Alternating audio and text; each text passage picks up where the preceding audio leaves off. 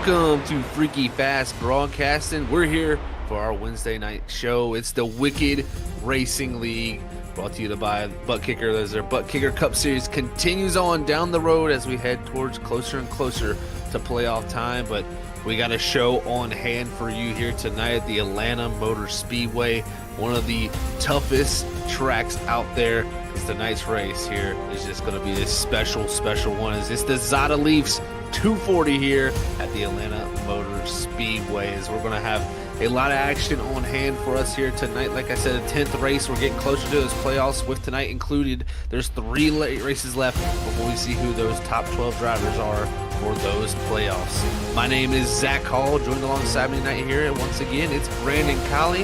And Brandon, we got a rough and tumble racetrack here tonight with this newer Atlanta Motor Speedway. I think this could be a big opportunity for someone looking outside the playoffs. Well, absolutely. I mean, if you're one of the guys that generally struggles the short tracks or the intermediates, you circle these super speedway type races is one that you have a legitimate shot to win. It doesn't matter what your pace is anywhere else, because everybody is the same here. It's a roll of the dice. If you can make it through the wrecks, keep your car clean, be there at the end, you've got as good a shot as anybody to win this thing.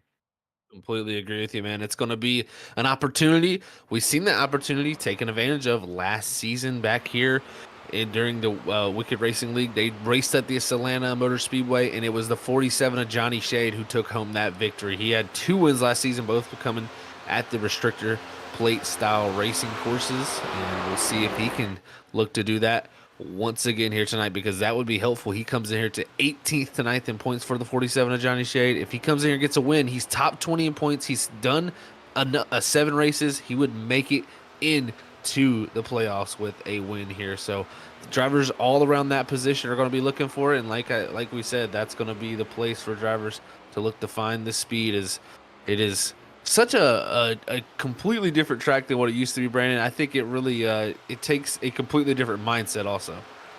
Absolutely. I mean, if you're looking at the lap times here that these guys are putting down for qualifying, you know, you got Steven Simpian top of the board with a 29.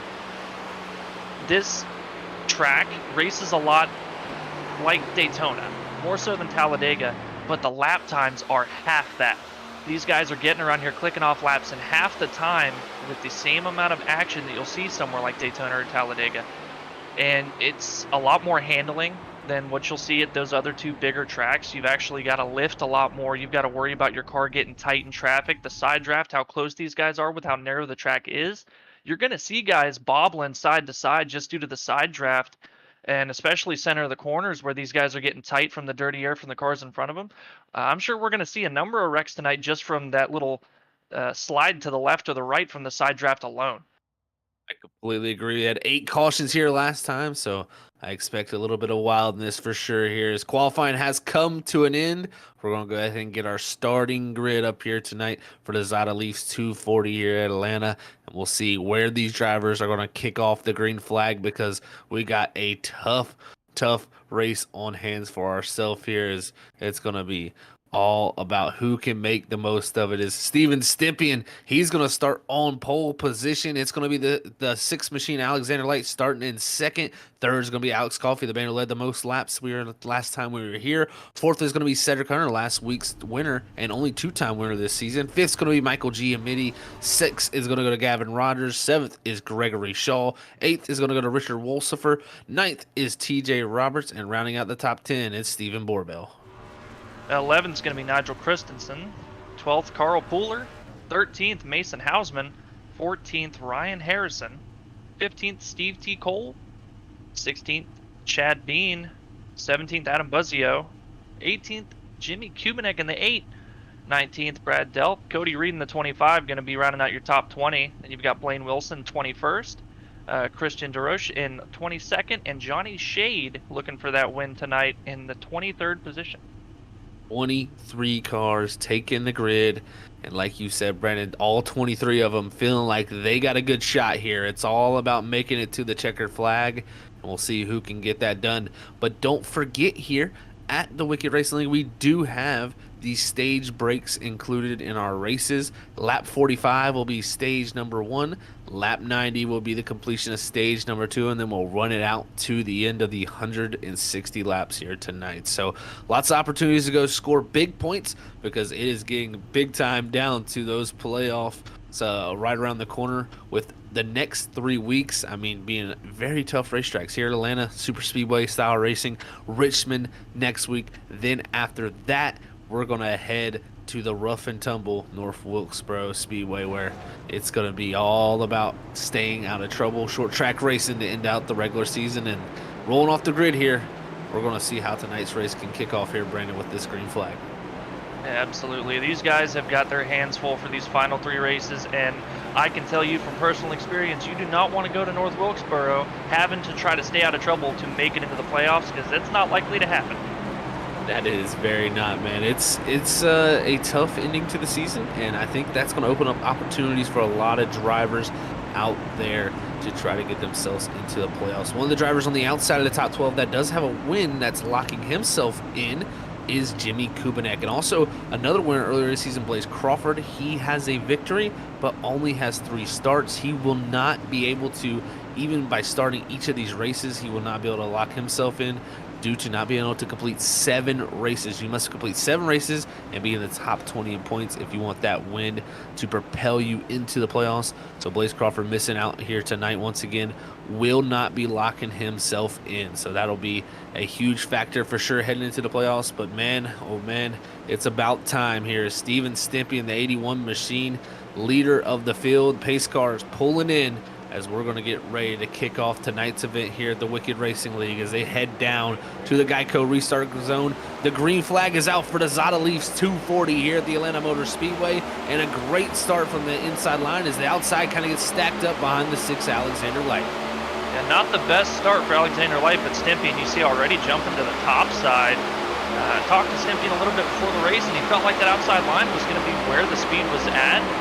And he's showing that he feels comfortable with that guess as he's already jumped up there. But then you've got, it looks like Coffee jumping up just in front of him. These guys are all going to start hopping towards the top lane here. Wasting no time there, Brandon, are they, as they jump up to the top. And I think what Stimp said was exactly right.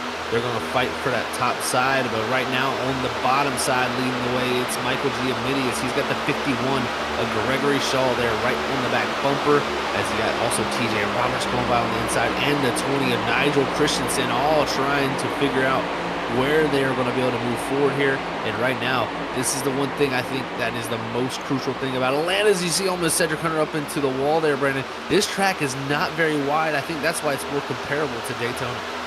That's exactly right. That's why I liken this place to Daytona so much. They're going to be side by side, and that's what you see a lot of at Daytona. As these guys are getting really dicey up here in the early goings.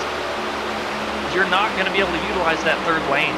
I mean, might be able to make it work, but it's going to be very likely it's going to cause a huge wreck doing so, just with the way these cars tend to get tight. We already saw, I mean, we're 3 laps into this and seen guys pushing tight up into the wall already.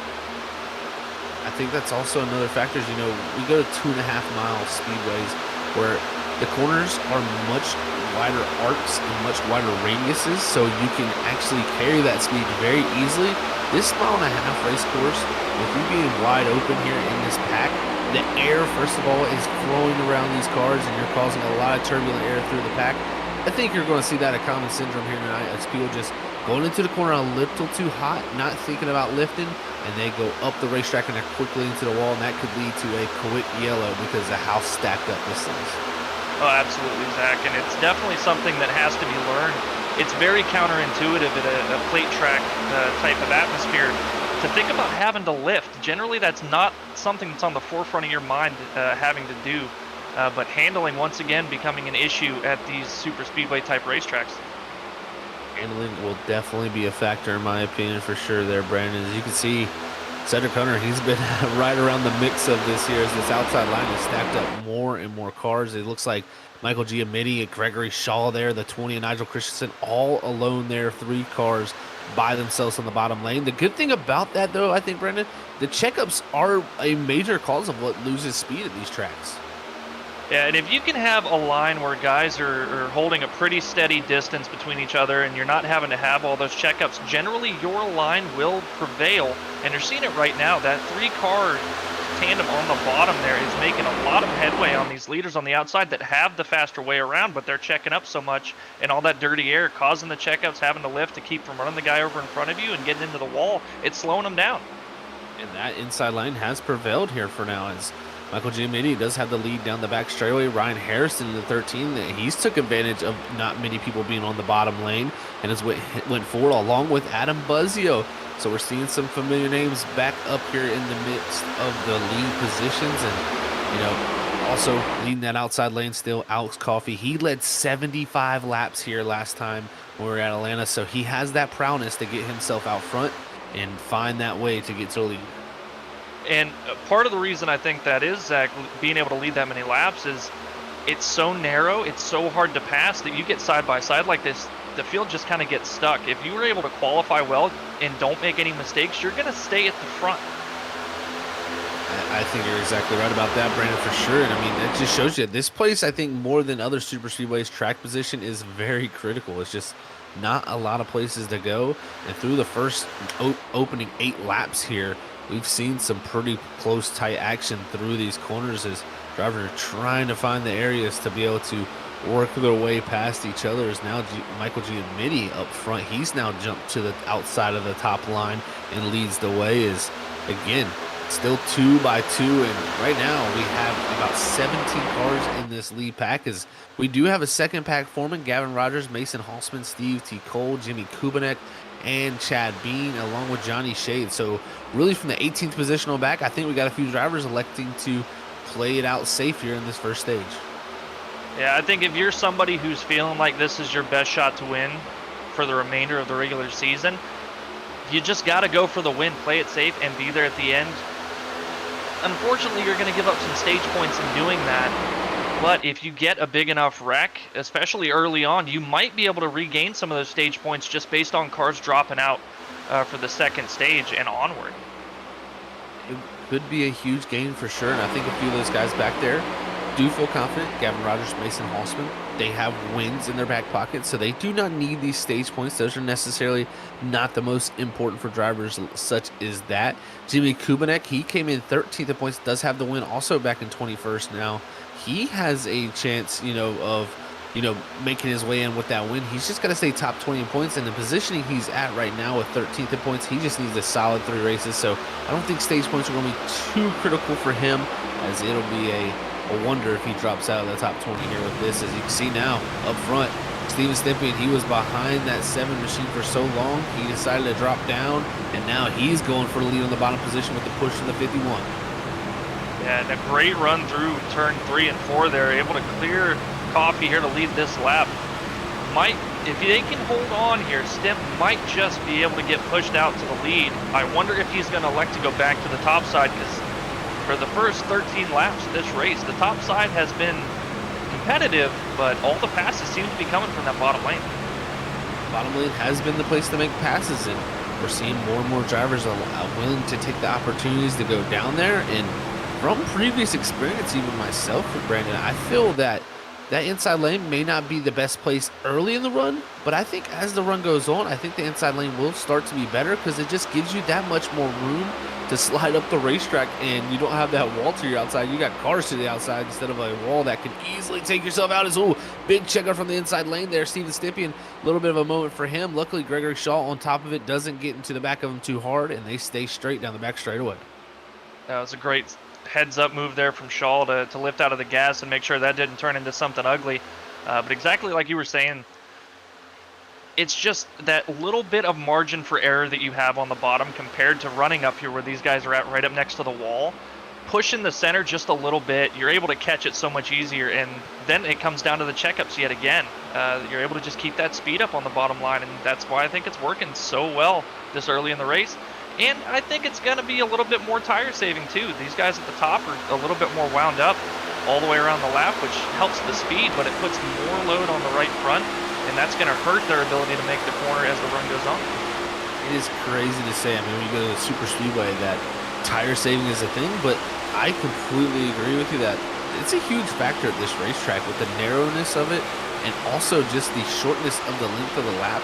These corners are much tougher to make than what you would at Daytona or Talladega. It really brings that factor in as Christensen in the back bumper of the 51. You see him on the apron trying to check up here and save it, and they're going to spread out here on the apron here and fan out as everybody does a good job of getting woed up there, because that could have been our first caution quickly. Yeah, that was great heads-up driving by everybody. Ryan Harrison had a handful going through the tri-oval there to get that thing saved in the number 13. He's going to slot all the way back here outside the top 10 now.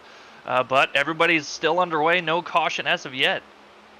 No cautions, clear and free right now. As you know, I brought it up earlier, 8 cautions last time we were here. So cautions are around the corner. I mean, you got to equate, there's also 2 stage cautions, so most likely there's only 6 incidents that actually brought out a yellow in the previous race. So they did a very good job, in my opinion, last season of running this race, because this track, in my opinion, can breed caution after caution, especially with when it gets to later in the race. I think that's where we might see a few of those drivers taking bigger risks. Is right now the outside line's leading the way, but some people getting into the wall there. TJ Roberts, that's going to stack it up and maybe make it 3 wide with Alexander Light. Alexander Light, he thought about it, but thought better. Said, well, it's a little bit too early to be stuffing my nose in here 3 wide. Let's simmer down and just fall back in line. Everybody trying to find out how to keep their car out of that wall. It's tough to do when you're up on that high side carrying that much speed.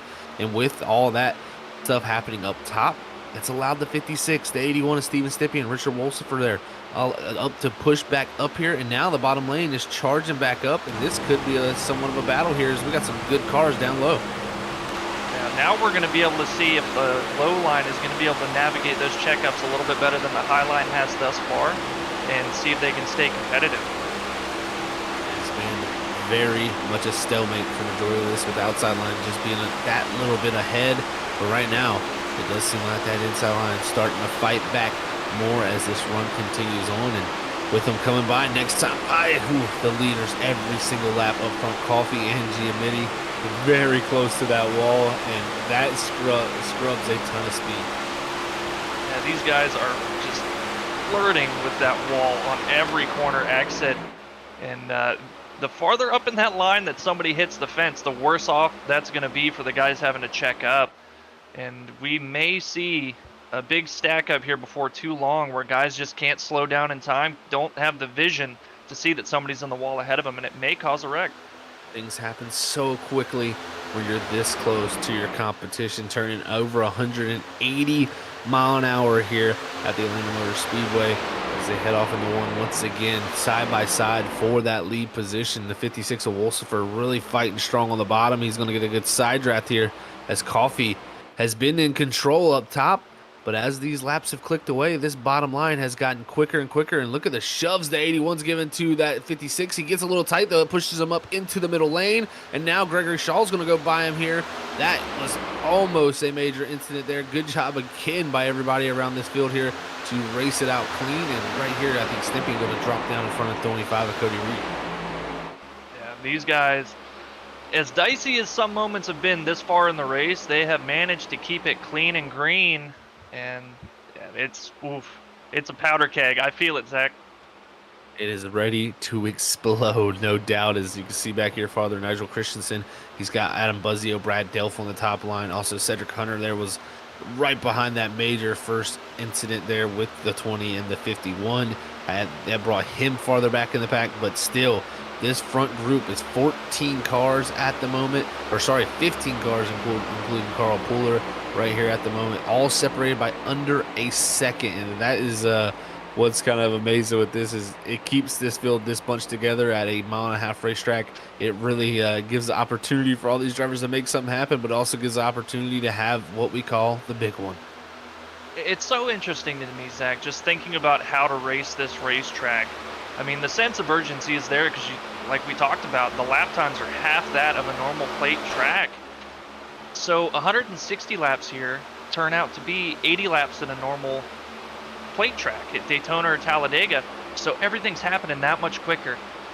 You don't really have that option for the third line, and you see these guys getting checked up, having to lift to avoid something, and guys are pouncing on it because there's not those opportunities to make the pass. Ooh, big checkup on the inside line here. Ooh, that could have been another nasty incident. It really could have been. Michael Giamatti there was the 55 who was leading that inside lane. man, oh man, it really stacked up when he got loose. But it's going to be 3 wide up front, as it was the 3 of Roberts who got pushed out of the groove. And now up into the middle is now Alex Coffey. He's going to drop low on the 7 machine, and he's going to try to hold into the leads. You can see they're fighting strong. It's 3 wide even through the 3rd row back.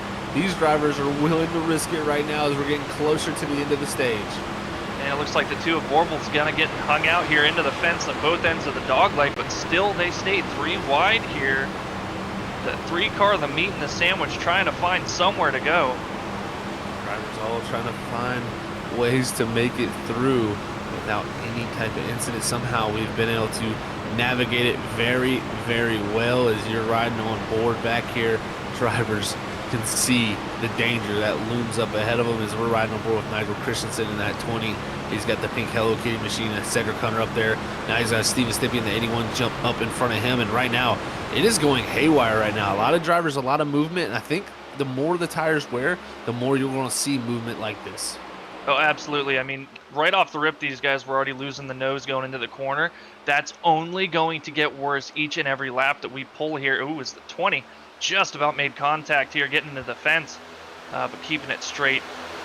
It's just going to get worse for these guys. And if you've done a good job of pacing yourself and making sure to not get too hot into the corner, stay that right front, you're going to be able to hold strong and make moves on guys that have to lift and push up a little bit wide.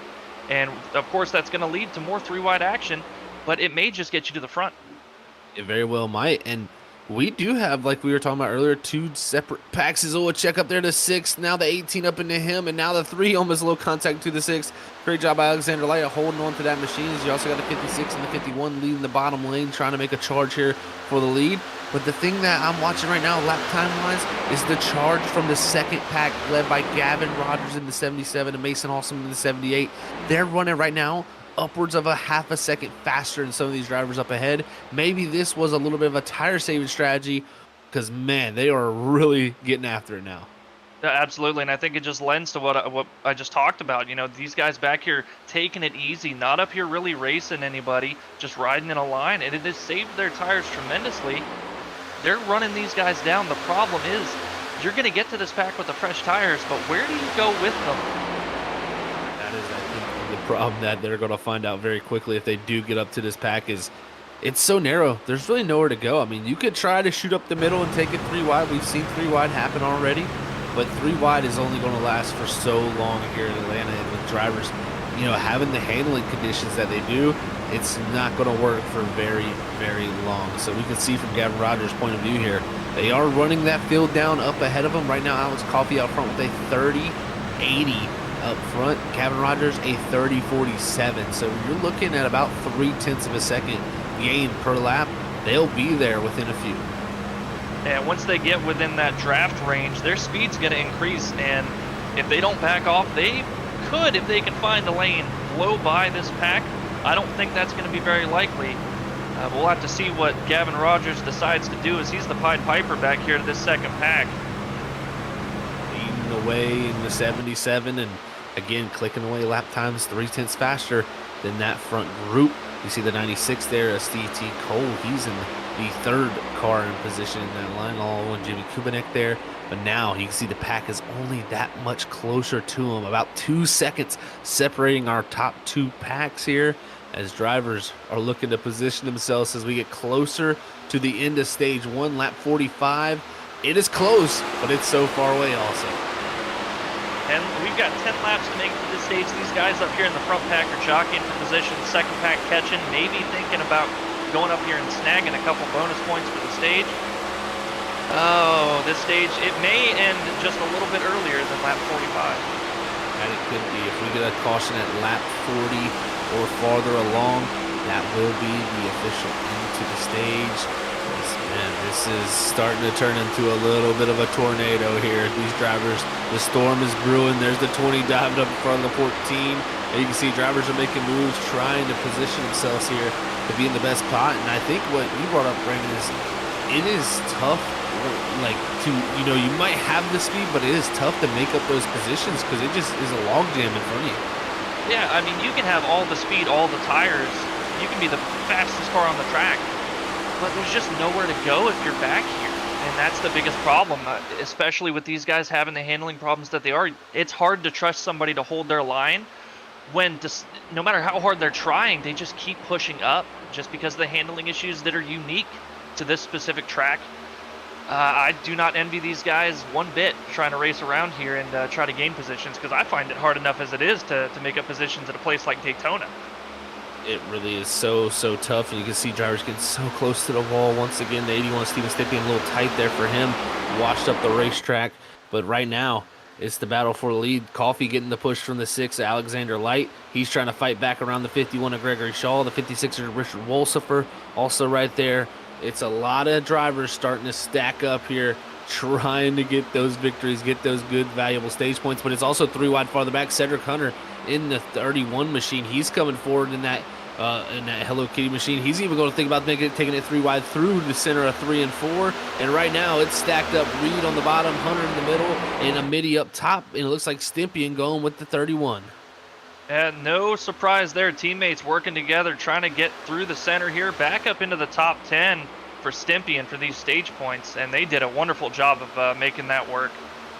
Making it work just like they wanted to, but the inside lane's dying out right now. We're seeing drivers make maneuvers, and right now it's even the outside lane is a midi into the 31. He has to hold on to that machine. Great driving from that group as they're going to get stacked up a little bit here coming off of 4. And up front, it's even getting a little dicey there as we had Alex Coffey, Blaine Wilson jump to the inside. That allowed the 51, the 6, and the 56 all to stack up there with the teammates up top.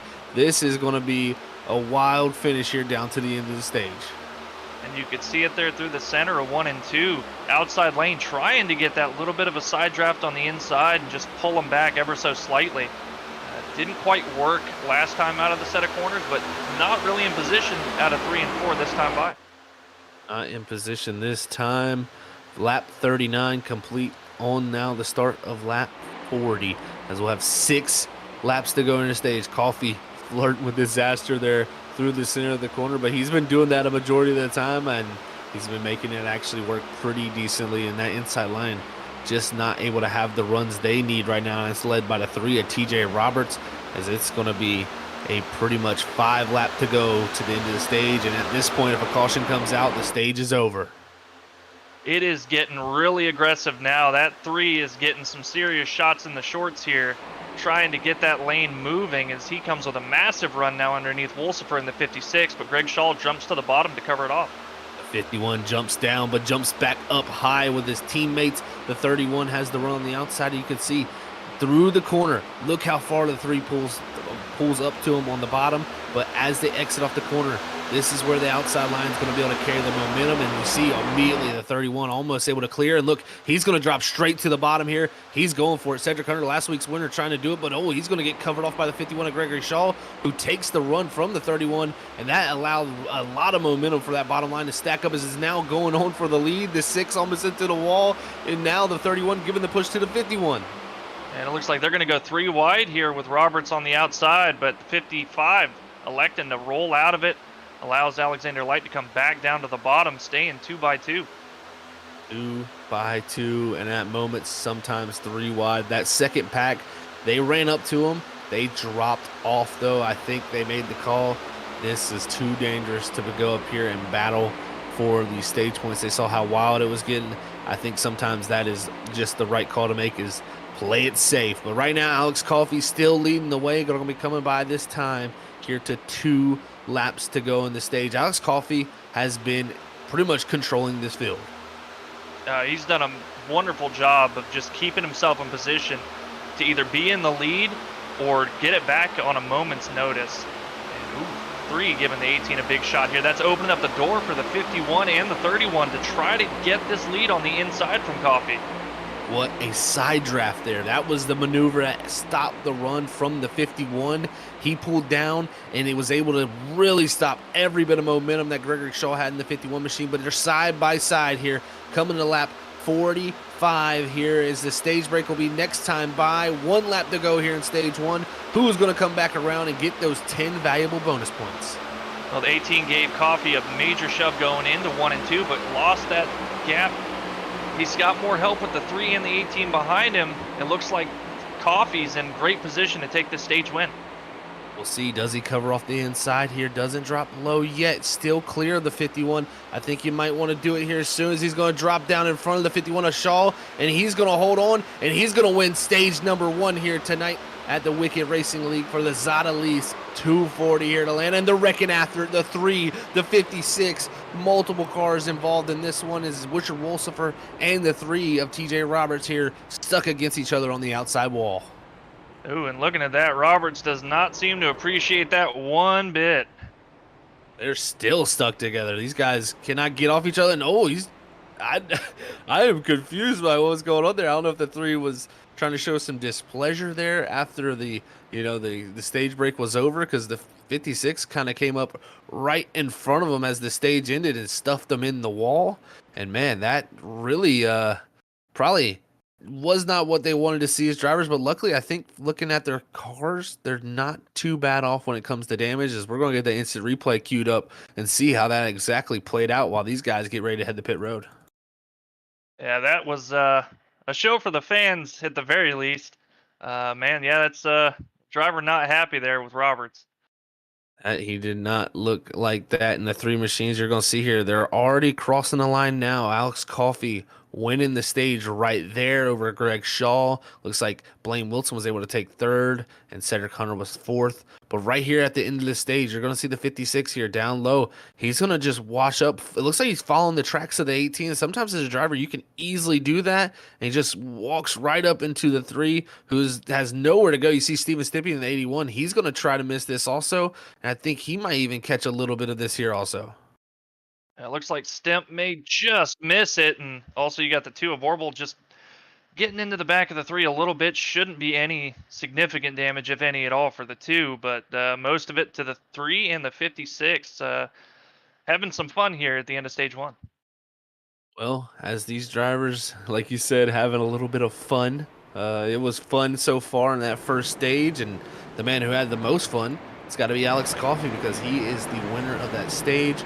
Let's bring him on up here into the booth and have a chat with me and Brandon here to see how that first stage played out. Hey, Alex, it's Zach and Brandon up in the booth. You got a copy? Sir, I got you. Man, great opening stage for you here, Atlanta. Get those 10 valuable bonus points. How did that race feel there with you controlling really the majority of it? It felt decent. Got real tight there at the end, but pretty sure everybody was tight. Highline seems to be the way to go right now. I don't know if that'll change throughout the race or not. I'm sure short run, low line will be the way to go, but we're just going to keep trying to hold what we got. Be there at the end, hopefully. Well, Alex, you talked about you were getting tight up there, and like you said, it looked like everybody was having a bit of an issue with being tight. You had all that clean air. You weren't behind too many people that first stage, but what did it feel like? You know, how tight is it getting just stuck behind even one car up there at the front? As soon as a car gets in front of you, you immediately shoot to the wall if you're not big time lifting both turns. So, like you said, I was out front most of the time trying to keep air on the nose. So I think I had the better tires out of most people that were in the air. But it just, I mean, it'll go in there and you think it's going to turn and it doesn't, just goes straight to the top. So. Well, Alex, I tell you what. Oh, sorry, buddy. Oh, no, it's all good. Go ahead. Well, I was going to say, man, that was a great run so far. Great dominant performance here. We'll see if you can go out there and continue 2 races in a row here at Atlanta, leading the most laps. Best of luck to you, and we'll let you get back to it for this restart. Yes, sir. I appreciate it. All right, guys, that was Alex Coffey there. Sorry about that, Alex. They're cutting him off as we're getting ready to go back. Green flag racing. Our pace car lights are off, and we're about to start stage 2. I mean, that was a blink of an eye there, Brandon. So fast to get to that stage break. Oh, absolutely. And these guys, it's only going to ramp up from here. We were so nervous about wrecks happening. They did a great job that stage 1 of keeping them from getting any worse than it was, and luckily we didn't see any yellows. I've got a feeling we're going to see at least one here between this stage and the next. It's very, very possible. If I was a betting man, I'd probably throw down a little bit for that for sure. Is right now, It's the 7 Alex Coffey leading us back to stage number 2 for the Zada Leafs 240 here at the Atlanta Motor Speedway. And with the control of that restart, he's out of there with it. Greg Shaw now fighting for that second position along with Blaine Wilson. Well, this opens up a lot of opportunities for some guys. They're already pretty much single file at the front here. You can pretty much pick your lane. Where do you feel like is going to go right off this restart? And you see guys already slicing and dicing down the backstretch, finally getting 2x2 and picking their lanes. Now they're going to try to see if they can get the momentum to get up to the front. But you heard from Coffey himself, it's tight even behind just one single car at the front. Now imagine what these guys back around 10th with 5 or more cars in front of them are dealing with. It is very, very tough the farther back you get, for sure. I think also another factor it plays into this is Alex Coffey up front. He's had a moment. He slips down in front of everybody. It's 3 wide here for the lead now. Gregory Shaw going through the middle. The 18 of Blaine Wilson around the top. And they're going to clear the 7 machine as he loved the clean air first time. Now he's going to be stuck without that clean air as it's still 3 wide there. Alexander Light in the middle, but he might be in the sucker hole here, losing out. Yeah, luckily for Stimpy, and he had a teammate that was going to pull up and help him there. But like you said, Alexander Light in the sucker hole, finally going to find a little bit of space to hop back down, and we are a 2x2 yet again. 2x2. Everybody looking to carry the speed, and Blaine Wilson now leading the way with the 31. Last week's winner from the Charlotte Roval in that second position now on that outside line. As you can see, it looks like a little bit of wiggles throughout the field there, a little bit of wobbling, and it looks like maybe the handling here on these colder tires have become an issue with these guys. Yeah, I think that may have caught some people out. Ooh, now we're 3 wide up here at the front, but Coffey saying, all right, see you guys, have fun with that. I'm going back to the lead. What a move there. The 31 jumped to the outside. That's stuck to 18 in the middle here, 3 wide. Steven Stippian's cleared him. He's going to be able to drop down in front of the 18, and now this makes it a little bit of a weird scenario. Now even the 31 up front, he's going once again to the outside and then puts the 7 in the middle. These guys are getting much more aggressive on this stage. They do have one fast repair throughout the field. The only driver to use the fast repair was Richard Wolfsfer with that contact after there were TJ Robertson in the stage. Right here, though, it is a stack up in the middle. And all that, again, the teammates of Cedric Hunter and Steven Stimpian decided just to go around the outside and leave Coffey for the Wolves there in the middle. And just having those 2 cars versus the 1, no problem. What a move for sure. It was 2 times in a row that 31 pulled that. He had the run coming off of 4, jumped to the outside of the car ahead of him, and it really paid off as now he's got his teammate, the 81 of Steven Stimpian there. But you also have the 3 teammates down on the bottom lane there, all working together. So we'll see how the teammates can work against the teammates here. But I will say, with 1 fast repair still in their back pocket, I think we could see that aggression level pick up here with, I think, a few drivers thinking maybe they might have had to already use that with stage 1 having some incidents, but nobody having incidents for sure. We stay in green. And noticing as each lap ticks off, the bumps that these guys are getting into the corners, especially up here at the front, getting a little more severe. Nobody's gotten turned yet. I fear it's only a matter of time. It's just crazy that these guys are being this aggressive and somehow, some way, keeping it green. How easy is as a driver, Brandon, to get kind of sucked into these battles like this and kind of forget the overall length of the race and also just, you know, overall the survivability that you're trying to have? It's really easy. You spend your entire race, especially, you know, you have a poor qualifying effort, just trying to make moves. And these cars, with the lower horsepower, it's hard to generate the runs. It's hard to generate that momentum. And you just kind of get into the mindset of you get a run and you take it and you just forget, man, it's so early. I don't need to shoot this gap and go 3 wide. I don't need to put myself in this bad of a position. But you're also not the only one having that thought and making those moves. And all it takes is 2 guys to make that mistake at one time, and there's the wreck, and a whole lot of people just had their race ruined. Happens in a blink of an eye, and we're seeing definitely some more interesting racing going on here. You see the 14 of Brad Delft there. He's got that 57 of Christian DeRoches this time up here in this front back. A few different drivers that elected to jump out of that secondary pack, and then one of those is Mason Hossman in the 78. He's left this group right here that we see on the screen and decided to go up front. The 77, though, Rogers still continuing what he's done. The 47 to Johnny Shade, last time we were here at Atlanta, he was the winner. He's back here also. It looks like biding their time, not looking for stage points. These drivers all right here, they're thinking big picture. Big picture indeed. Again, it goes back to how narrow we talked about this track being.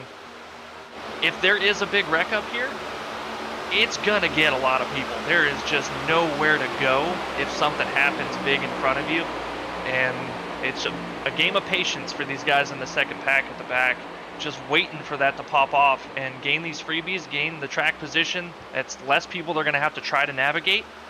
And then it's just a game of staying at the front.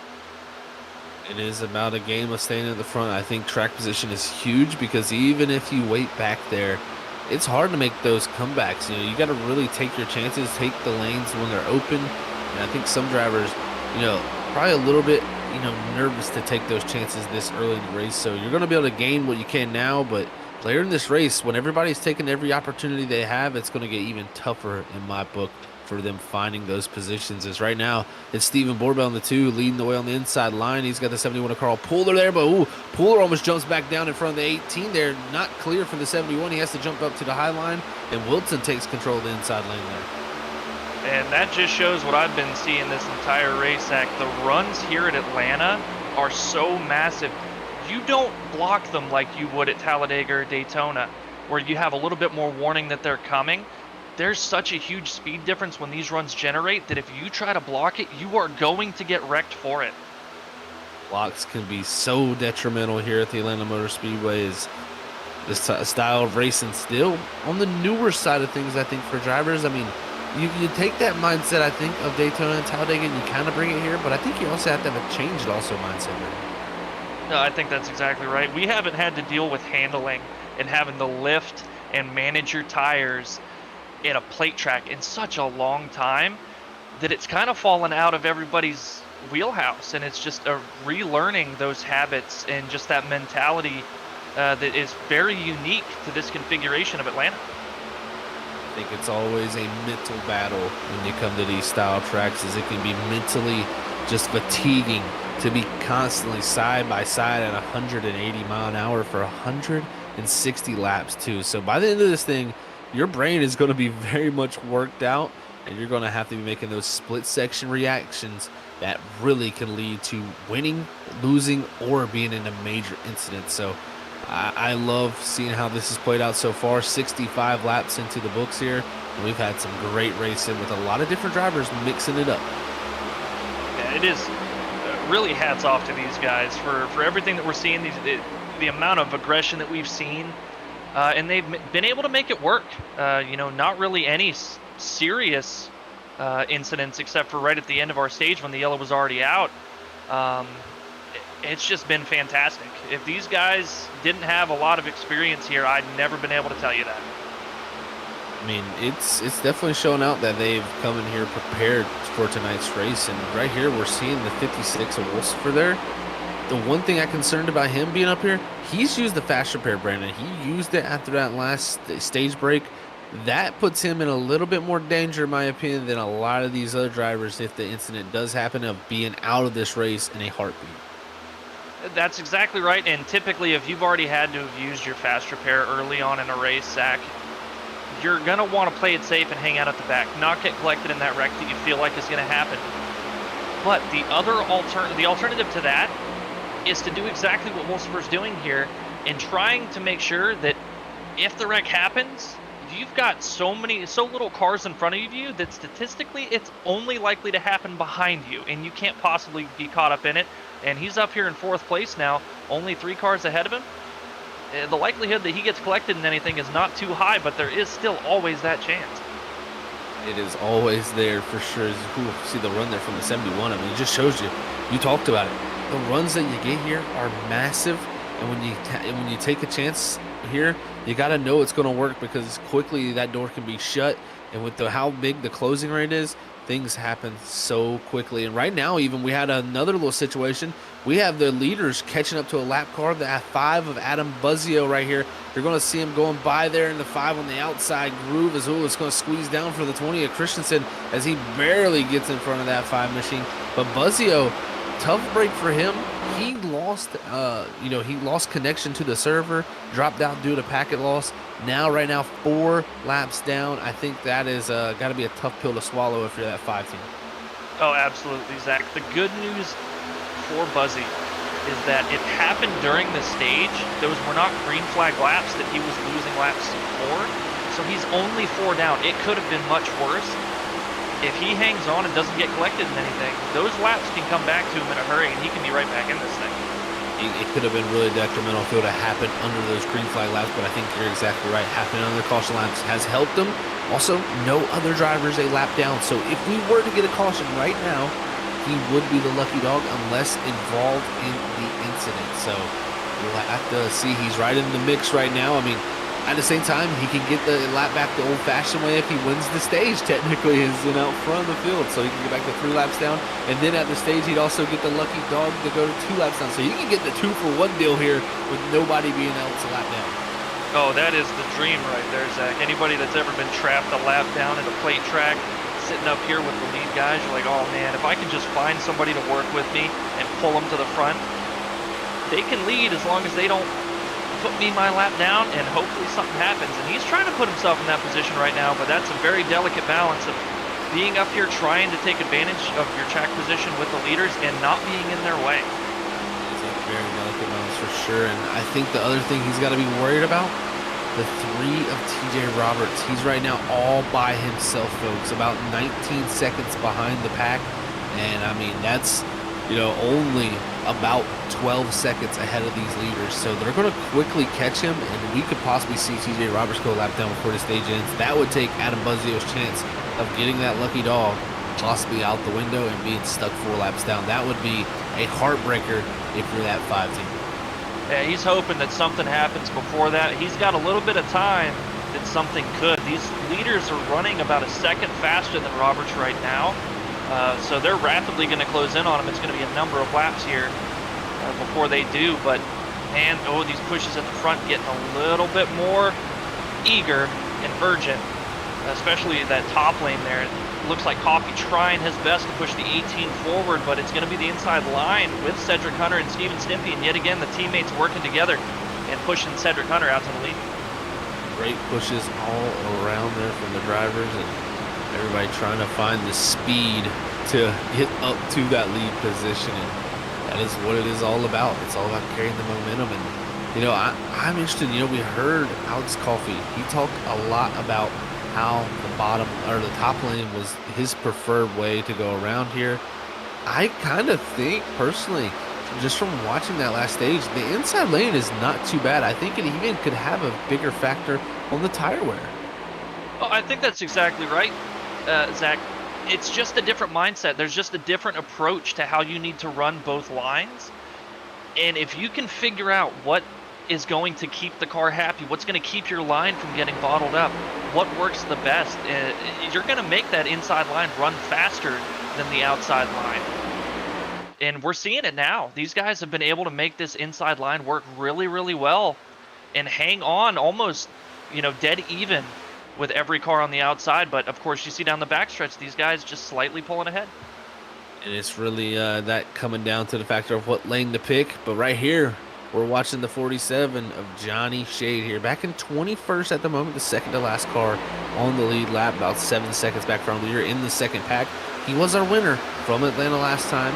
So we'll see, can he come back from being this far back in the field? He knows we have a stage caution at lap 90, so I think it's been a lot of calm racing from this group back here. But I think at some point, they got to say, man, this is unfortunate to see that nobody up front really had to use a fast repair, and we can't have that advantage over them to take more risks later in this race.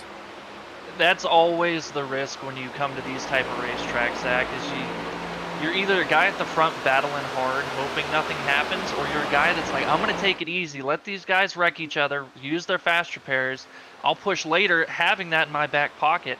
Because if they don't wreck, if it manages to somehow stay green, you're at such a disadvantage now because you don't have any track position, and you've got to try to make those passes where it's almost impossible to gain any significant amount of track position and any kind of advantage later on in the race. Look right here. We just saw the two tails of different tapes here. We had Johnny Shea back there kind of cruising, just relaxing on his driver cam. Now we have the tense moments up here as the 81 of Steven Stippian and Cedric kind of right ahead of him. With Steven Stippian's driver cam here, we get to see how tense he is grabbing onto that wheel. He is white knuckling that thing. I loved watching Johnny Shea. Just 2 races that I've done here at Wicked, he just looks like he's having so much fun, no sense of urgency, no seriousness, just having a great time. But then you see Stympian here, he has locked in, white-knuckled, eyes straight forward, taking in every detail in front of him here, looking for any hint of trouble, trying to find the best way to get the driver in front of him, that momentum to get them to the front. It could be what they need right here as he's driving so tough right here, because you can see, I mean, he is working that wheel. He is really on top of the grip level. That's what it sometimes takes to be able to put yourself in these positions. They're going to be coming here by here to complete lap 80 here in this stage. It's going to be 10 laps to go here in stage number 2. What can the bottom lane do? It looks like they're kind of deteriorating right now, but we did see it charge back up there at the end of the last stage. Now we'll have to see what happens. These guys at the front on the top lane, if they get clear of the inside, who jumps out of line? Who starts to jumble up that kind of cadence and dance that the outside line has had and really start slowing them down? And that's what opened up the opportunities for the inside lane at the end of the last stage. It really did. I mean, those checkups and everything like that can really change things up. But we're having some new players here. It's Blaine Wilson leading the way. Nigel Christensen up the third behind Alex Coffey. And I think all these guys in the top 3 here working together at 2011 Racing. I think Coffey here not having any other than TJ Roberts having his CNC Esports teammate at TJ Roberts, but doesn't have them up in the pack. So I think, Coffey here has found the 20 and the 18 here at 2011 Racing, trying to make sure they can work together here to make something happen. But I tell you what, a little separation from that top group that's allowing this inside to fight back, but just not the organization that they need on the inside line right now.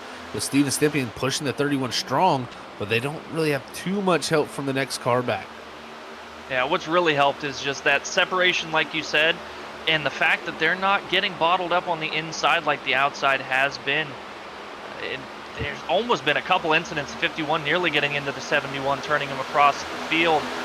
Just got the outside lane checked up again, and Stympian just hard on the bumper of the 31, giving it everything he's got here to try to get something going for this inside line. Big shove. That shoves this 31 up the racetrack to a little tight there on the entry, I believe. And now we'll see. That inside line's fought up to the second row. Can they get another push here to head down the back straightaway? Because Hossman and Borbell here in the 2 helping out very strongly to this 81 to allow him to go up there and push the 31, and it's side by side for the lead. But you see Christensen, moments for him. He gets tight off of 4. That's going to make it 3 wide, and now very close in the tri-oval. Oof, another dicey moment for these guys. Again, they get away with it. And man, I'm noticing something, Zach. The inside line, it just seems like you have to be so much more aggressive with the bumps and the pushing than the outside line. If you can get 2 guys that trust each other and really understand how you need to run to bump and push, that I think is how you make the inside lane work. And Cedric Hunter and Steven Stympian, they like to find each other at these types of tracks.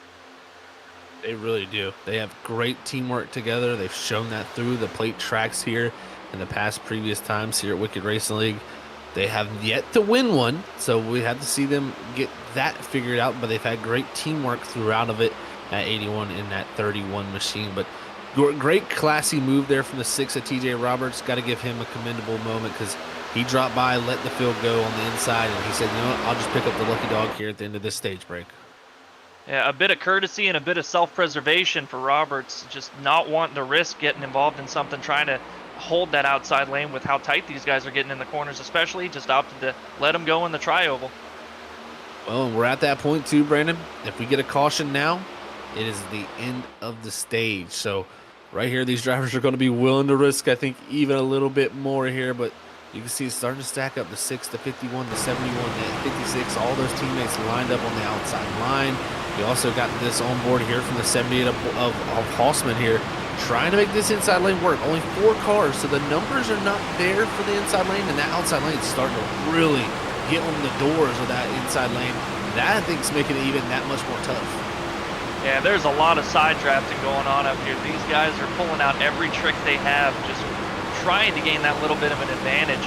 And that outside lane's starting to get separated from the front 3 at least, where the inside lane's got a little bit more of a concentrated grouping. It doesn't seem like it's helping them all that much. The run from the high side through the tri-oval was massive. It really was. I mean, Blaine Wilson, with the help of the 7 machine, was really able to make that work very, very well. And right now, that outside line looking good, but they are starting to lose a little bit of the numbers. The numbers are starting to fall back for them. They're starting to lose a little separation, and that's where the inside lane is going to have some advantage here as they come out of 4. This is going to be the white flag for stage number 2. 1 more lap to go here at the Atlanta Motor Speedway for stage number 2. Who's coming back to get those 10 bonus points? Now we'll see here. Cedric Hunter, another great push from Stimping in the 81. Tried to side draft the 7, but that separation's not going to help him. No runs from the inside lane. Outside is where it's at right now as the inside lane is going to fight back here through the center of 3 and 4. Blaine Wilson, though, looking to hold on and get a stage victory for the 18 team, and he will. Blaine Wilson, winner of stage number 2. And what a stage it was there. Alex Coffey able to bring it home in 2nd. Cedric Hunter in the 3rd place position. Carl Pooler there in, Carl Pooler there in 4th. Steven Stippy in 5th. Alexander Light 6th. Greg Shaw 7th. 8th is Richard Wolsifer. 9th is Steven Borbell. And rounding out the top 10 there in the stage, getting those bonus points, it's Mason Halsman. As you can see, there's the 18 of Wilson. He's going to get ready to bring it back down the pit road, and we'll have a chat here ourselves with him, Brandon. Ooh. These guys are going to wear my heart out, Zach. I don't know how long they can keep this going with these pushes and these 3 wide maneuvers. Man, I'm really impressed that they have managed to not just absolutely wad it up to this point in the race. It's just been a lot of fun to watch so far. It really has. I mean, Atlanta Motor Speedway, this track, since they've changed it, I will say, not the biggest fan of the racetrack. I really am not. Just, really preferred the older style racing that we got at this wonderful facility. But I will say, here on iRacing, man, this is, it's been some great racing so far. We've gotten to see people mix it up, make both lanes work, and it's really came down to positioning yourself for that last dash run to the end of these checkered flags for the stages. I think we're setting up for something epic in lap 160. I think you're exactly right. The one thing I think we can count on is that classic Atlanta finish. This configuration, the old configuration. There just seems to be something about this place that lends itself to those side-by-side hundreds, if not thousands of a second across the line to determine who wins this thing. It really does set itself up well for that. As you can see, there's the stage winner of Blaine Wilson. He's going to get the exit off of pit road. Looks like he's going to win the race, or no, I thought the 7 was ahead, and he was. So Alex Coffey wins the race off of pit road. But as Blaine Wilson exits off of pit road, we're going to bring him up to the booth and have a chat with him on his great run here in stage 2 to get those 10 bonus points. Hey, Blaine, it's Zach and Brandon up in the booth, man. Congrats on the stage number 2 win. How you feeling after that one, man? Feeling good. It's just what we needed. We got really good stage points tonight, which is good because we got to get to the playoffs, and we don't have a win yet. But we'll see if we can lock up that win here. This track's a lot of fun. Gets really tight. A lot of side drafting going on. It's just chaos, and it's definitely a wild card. So we'll see how it ends. Well, Blaine, we've heard from a number of people so far that the outside lane seems to be where you just want to be, especially at the end of the runs. What do you think it's going to take for that inside lane to find that little bit that it's missing to be there to contend at the end of these runs with the outside lane? Well, in the middle of that stage, I got sent back real early, and I got forced on the bottom, and we ended up working our way back up front, but I noticed the top line was not side drafting. That is key. If the top line is 1 or 2 cars in the front side drafting, there's just no chance. No chance. You're going to have to move them. Well, Blaine, I tell you what, man, it's been fun to watch so far. Good luck for the rest of it. Hopefully, we're talking to you at the end because it's been quite the show so far. Thank you. Yeah, it's going to be checkers or wreckers most likely, so hopefully it's checkers. We'll see. Well, best of luck to you, man. Well, everybody, that was Blaine Wilson in the 18 machine. We'll send him back up to his team there at 2011 Racing. And what, like he said, Brandon, I think we might have checkers or records one of those moments here coming down to the end of this thing. Well, it always seems to be like that at the plate tracks, doesn't it, Zach? That you could go green for a majority of the race, but all it takes is that one caution to get everybody bunched back up, get some guys some free track position, and suddenly the gloves are off and guys are making outlandish moves, and it just kind of piles on top of itself. It all does pile up on top of itself. Those moves can only work for just so long. And last time by there, we did have TJ Roberts there get the lucky dog. Adam Buzzio took the wave around, folks, so he is in an unfortunate position if we don't get a caution quickly. But I think we're going to have some more cars up here in the mix as the pace car pulls down low. We're going to get ready to go green flag racing here as it's going to be lap 94 in the books of 160. Green flag is out for the Zotalis 240 here in Atlanta. It's going to be Alex Coffey leading the way with Cedric Hunter pushing him. Well, inside lane getting a really good restart here. That's going to allow the teammates of Cedric Hunter and Steven Stimpian to be second and third. And already Cedric Hunter going to the inside of Coffey here. He wants to lead that. Aggression being shown. That 31's been willing to make the moves, and he's been willing to get the shoves because the 81 just shoved him out to the next zip code there as that 31's got a huge lead. This is going to allow, though, that outside line to build up some momentum here because the inside's going to be checked up with the 31 having to be so slow with no pushes available to him, but the 81 gets him back going with a nice little shove there. That can work now, I think, with the tires they have on, but as those tires wear, I don't think those shoves will be able to happen. No, I don't think so, Zach. And you saw right through the tri-oval the run that outside line carried just through the tri-oval. There's no way you can block that. But the second Steven Stimpian gets to the bumper of the 31, gives him that shot, that advantage is negated completely. They're back dead even. And I think that's what you're going to need to do. Those bumps, those well-timed bumps, you got to keep the distance between your cars pretty consistent. You got to have a little help from behind on the bottom, but you have to time it right. You can't drop too far back as that second car in line. You've got to be able to consistently give those bumps and hope, like Blaine Wilson said, those guys at the top don't side draft. They have that lapse and they're not paying attention where you can use those bumps to propel yourself, and hopefully the guy that's pushing you don't want to leave him out, up to the front here and take control of that top line. It does seem like the side draft has been so critical for that outside line. I think Blaine Wilson said it best. I mean, it makes it almost impossible for the inside to get out ahead because that side draft is just so strong. As that outside lane doing that right now, able to pull back that inside lane. It's just every time off the corner, that outer groove moves. And to note, we went back to green here with 66 laps to go in this race at lap 94. With that, Brandon, they're not going to be making on fuel. 51 laps is about what they can do. Maybe stretch it out to around 55. No way they're going to stretch it out to 66 here because of the draft and being able to save fuel. I think if we stay green like we have previously, green flag stops is going to be everything for being about how to get down to the end of this race. And it's been, like you said, we have gone green so far. These guys have been able to keep it clean. No cautions other than the stages. If we get those green flag pit stops, I am really excited for that prospect. The strategy here is going to be absolutely crucial. It's going to be the difference between cycling back out in the top 5 or top 10 or somehow managing to be all the way in the back having to fight for all this track position again. Not to mention the pit entry. We don't have the long runoffs like we do at Talladega and Daytona to slow down off the racing surface for that pit entry. And the lap times here, you're going to go 2 laps down making a pit stop here under green. If a caution comes out at the wrong time, that could hurt a lot of people during green flag pit stops. I think also another factor too is this pit road entry is very, very dangerous. I mean, we have seen even on the NASCAR side of things, they have changed it up. They added that commitment cone and line to to the middle or start of turn 3.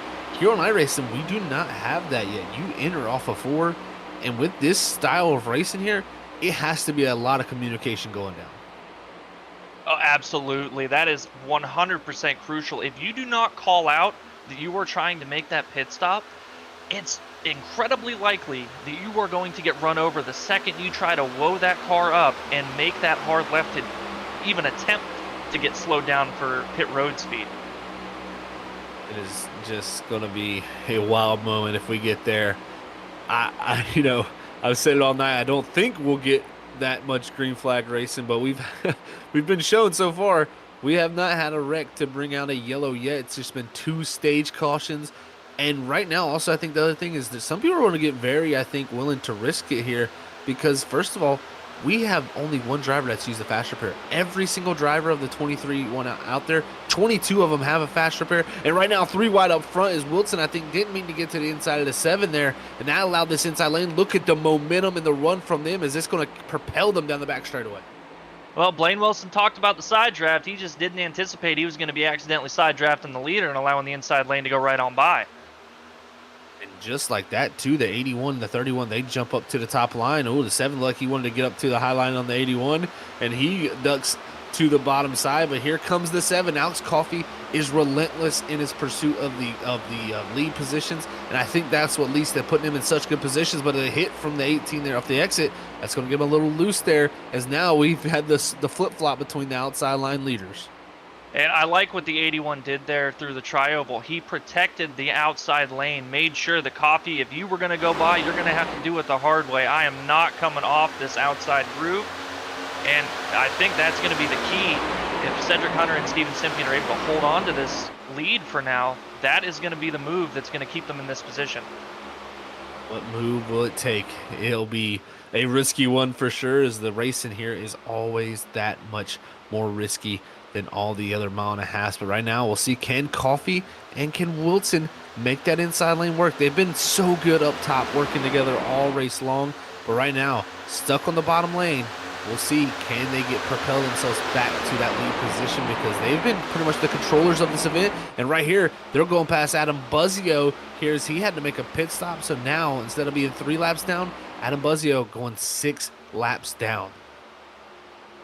Going from bad to worse for Adam Buzzio here tonight. Just has not been able to catch those breaks, those cautions to get his laps back that I was sure were going to come. I'm certainly sure he thought they were going to come as well. But so far, just not getting that luck that he needs. Not getting the luck indeed, and we'll correct myself there. Not 6 laps down, he is 5 laps down. It's still a hard amount of laps to get back. But the one thing, again, nobody else a lap down in this race. 22 cars on the lead lap. Other than Adam Buzzio, everybody has a chance up here. We get a yellow or something, it will propel Adam Buzzio to a better positioning here. So we'll see how that works out. And even Adam Buzzio here pitted 4 laps ago, he can get close to making it. If he saves it on fuel here, he could possibly make it on fuel. But at the end of the day, he wants to see a yellow to allow him to gain some spots and gain some laps back. And the better thing for Buzzio as well, there's no cars running around the track right now that are by themselves. Everybody's got at least one partner to work with. Looks like we've got 2 separate packs, or 3 separate packs going around the track right now. Of course, the lead pack, but 2 other packs of at least 3 cars. So we shouldn't have any slow single cars that are going to be at a risk of taking him out of that lucky dog position. Doesn't look like that will be the case. What a run we've had so far. This next time by will be coming to 50 laps to go here at the Zodalese 240. And with that, we're going to get set up for a commercial break here, folks, as the racing has been so intense. It's been amazing to watch. So far, caution-free, no incidents to bring out a yellow. So don't tune away here. We're going to go side by side, as you're going to get to see the Zodalese 240 here. And the next few moments, we'll be right back with the Wicked Racing.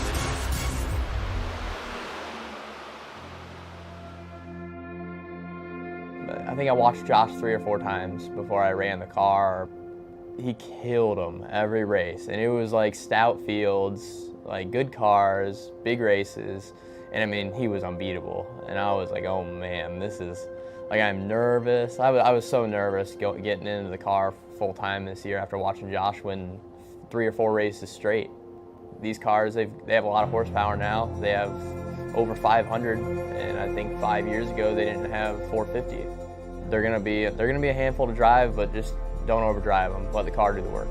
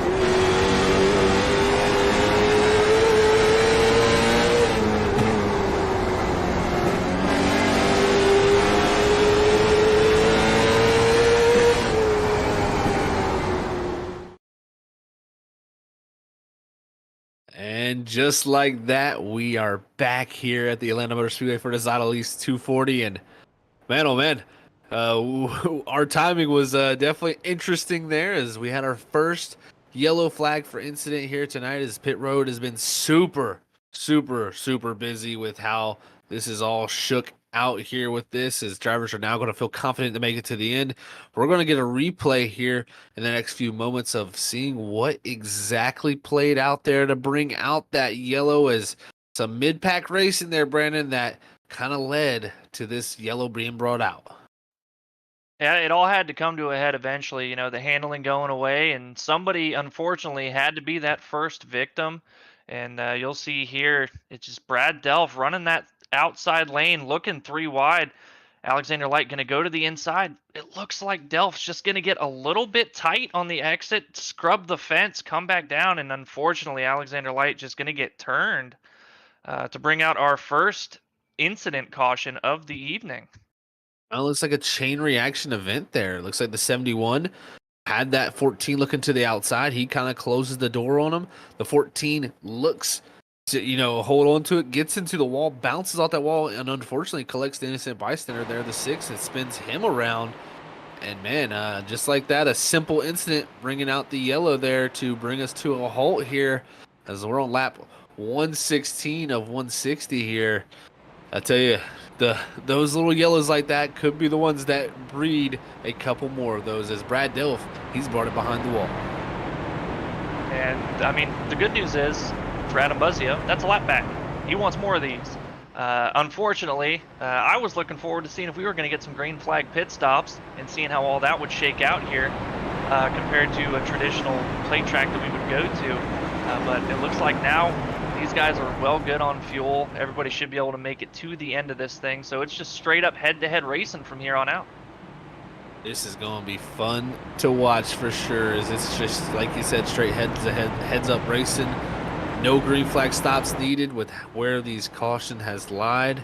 Everybody just thinking about how they can win this race. They're going to take this like another stage break, but this time I think the risk factor is going to be through the roof. Drivers are going to be looking to make moves that they probably haven't made all night long, and that could get us some more trouble, because you know the old saying, yellows breed yellows. They lead to one another, and we could see that factor playing very well into this race. It's been very clean so far, but these last 40 laps we're coming up to, they could be the some of the most wild moments you could ever see. But the pace car pulls in. Alex Coffey leading the field here. So we're going to get ready to take it. Green flag back out here for the Zodalese 240 here in Atlanta. And just like that, Alex Coffey once again leading the way. And it's going to be Cedric Hunter and Steven Stippian jumping to the bottom lane once again. And again, I mean, just having control of that restart, the inside lane takes off.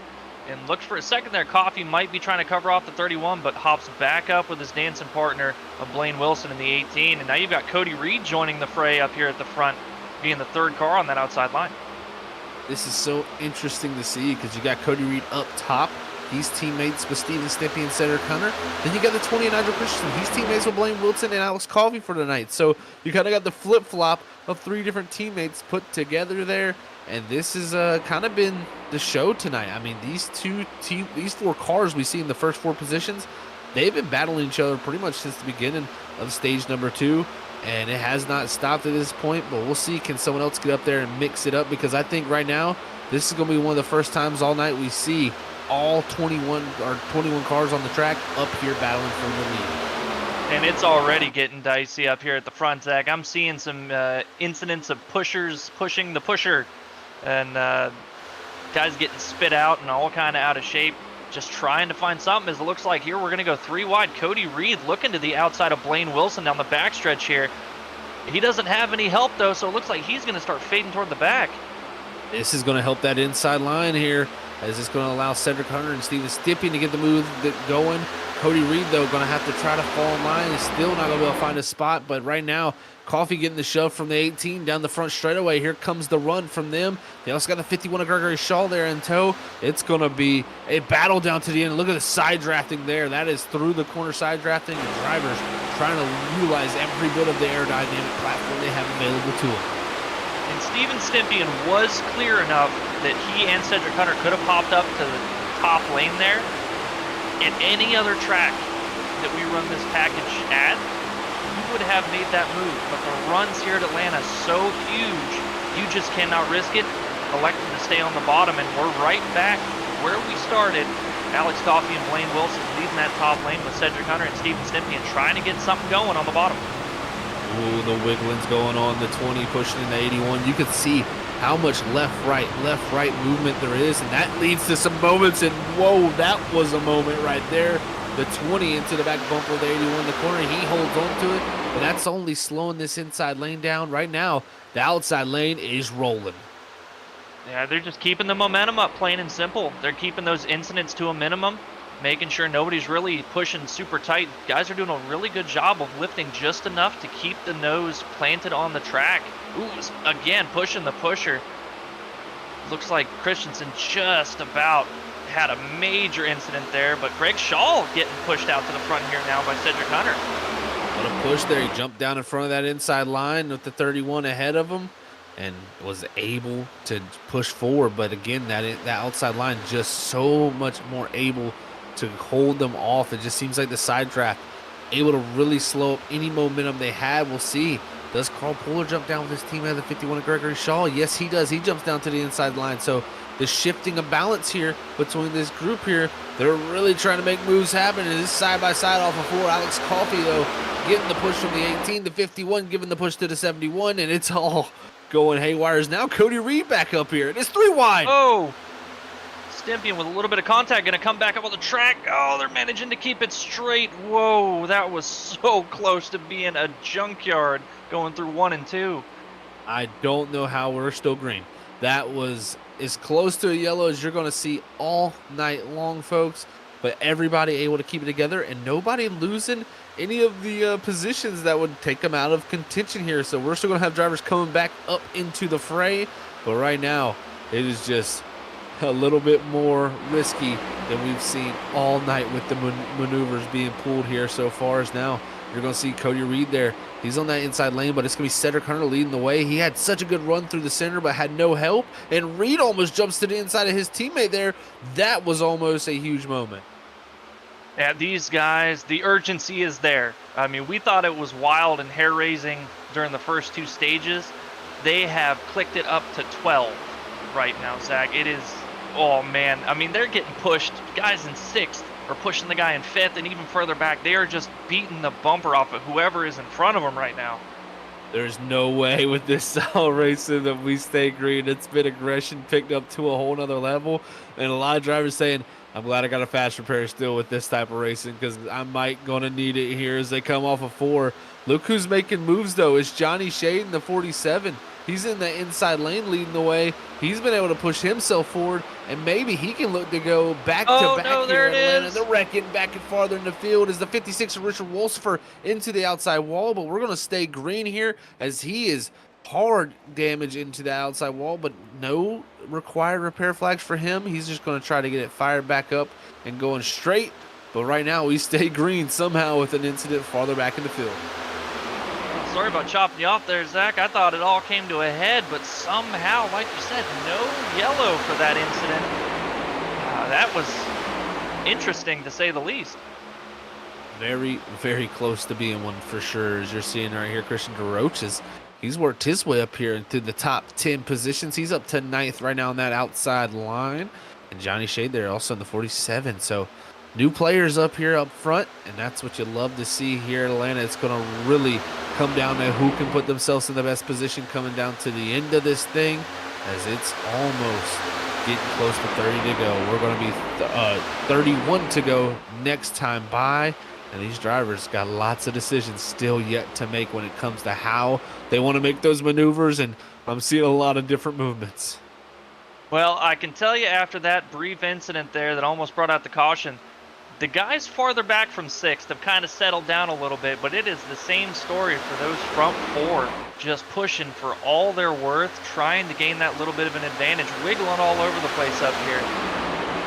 Wiggling is a good way to put it for sure, because these drivers are holding on. You can see, look at this, the outside line having a little bit of checkup. Oh man, the 51 of Gregory Shaw just made one of the most aggressive moves we've seen all night. He saw the door open. He closed it on that 7 of Coffee, and Coffee looking to make the move back to his inside here, and there's going to be some contact at 3 and 4. That's going to put the 51 up the racetrack. Now the 18 coming to help the 20 also, as Gregory Shaw's going to get triple teamed here.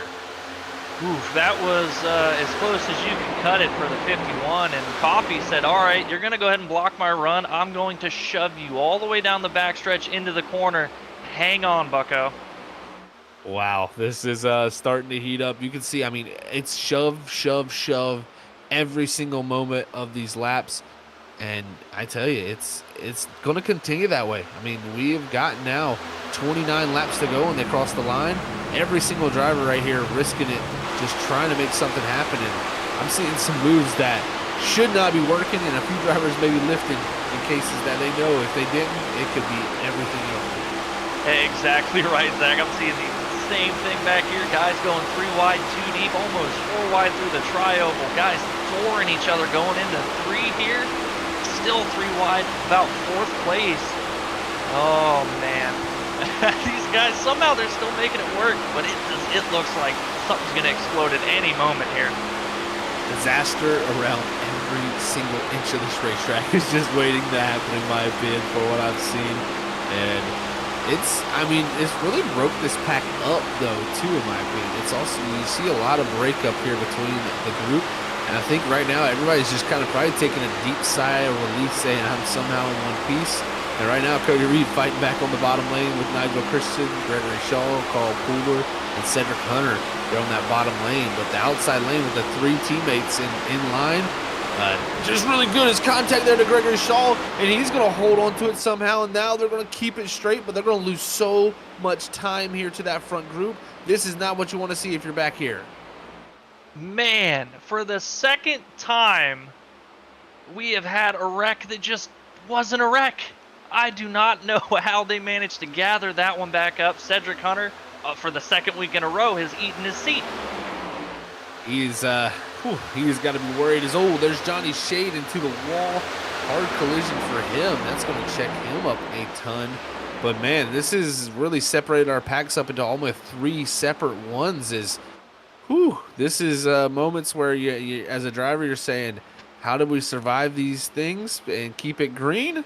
Because it was close contact. It was the 2 of Borbell and the 51 of Gregory Shaw that came together. Looks like pretty much 2 drivers going for the same real estate on the racetrack and just came together. And luckily, Shaw with a great save. We stayed green. And look at this at the front, Zach. TJ Roberts, from that early incident with Wolsifer during the stage 1 caution to being a lap down, now back out here leading this thing ahead of Alex Coffey and Blaine Wilson on the outside. This is intense stuff to see, man. I mean, TJ Roberts, you gotta give it up to him. I mean, he drove his way back up here after being a lap down there in stage 2, like you brought up. It's really made things very, very interesting for everybody up here, us included in the booth and out there on the racetrack. But my question is, that single file line of cars behind him being led by Cedric Hunter, they've already caught back up. So breathe a sigh of relief right now and say, man, yeah, it's calmed down for a little bit. But that storm's about to pick back up here because we're only getting closer to the finish. Yeah, I mean, it's like a boxing match. They just called the bell for round 5, and everybody's taking that breather in their corner. But they're about ready to start the next round here as this line is finally catching back up with the leaders. Everybody's starting to stack back up. I mean, we're going to have at least 13 cars here in this front pack being led, and that's only going to lead to things that could cause even more chaos than what we've seen so far. As you see, Cedric Hunter and Mason Halsman, they've done a great job of working together, and they've propelled themselves back up here. Now, let's see if they use that run here to go to the bottom, and they will. Will Halsman go with them? He does in the 78, now in the 31. After mere moments of disaster, now back up here in the mix with it, I mean, kind of very quickly. Yeah, they caught just that sniff of the draft from this lead pack, and it was able to increase their speed just that much more and just slicing through this front pack. Now Cedric Hunter back to leading that inside lane, trying to make it work as we've finally got this pack kind of grouped back up here. Not quite as many cars as they need right now on the bottom, but you're going to see another car hop down here and try to get something going on that inside line. That car is Cody Reed in the 25 machine. Now look at this, the shove from the 31, the shove from the 78 back to the 31. It's almost like you get propelled backwards when you hit somebody, and then the car behind you has to be there to kind of push you back forward there, Brandon. It's kind of what I'm seeing too, Zach, is that you're almost relying on that third car in line. At a normal plate track like Daytona or Talladega, you're hoping that they just kind of stay close, help keep the momentum up. But here at Atlanta, you are relying on them to give you back the momentum that you just lost, getting that bump to the car in front of you. And they've made it work pretty well. Look at how close they're packed in here going into turn 3. Reed's going to have a huge ton of momentum through the center of 3 and 4 here. The Cedric Hunter just a little too far back, but he'll be back to the back bumper. But you can see that outside line. That's where it gets tricky too. This tri-oval, not straight. So when you go through it, you kind of got to make sure you're holding the same line as that group, and it makes things get very, very interesting in my opinion. And now that inside lane's fought back up to the second row here. If they can continue to have some momentum, they will. But look at the run that the 20 gets. I mean, it just shows you how much speed is up top. I mean, it is crazy to see how much difference it is. It's, again, just those runs that they're getting. I talked about it pretty much all race. Even if you get ahead on the inside, that run that they carry, you can't hop up in front of them. You've just got to let them go by and hope that you can get them the next set of corners, and maybe they get jumbled up and spread out.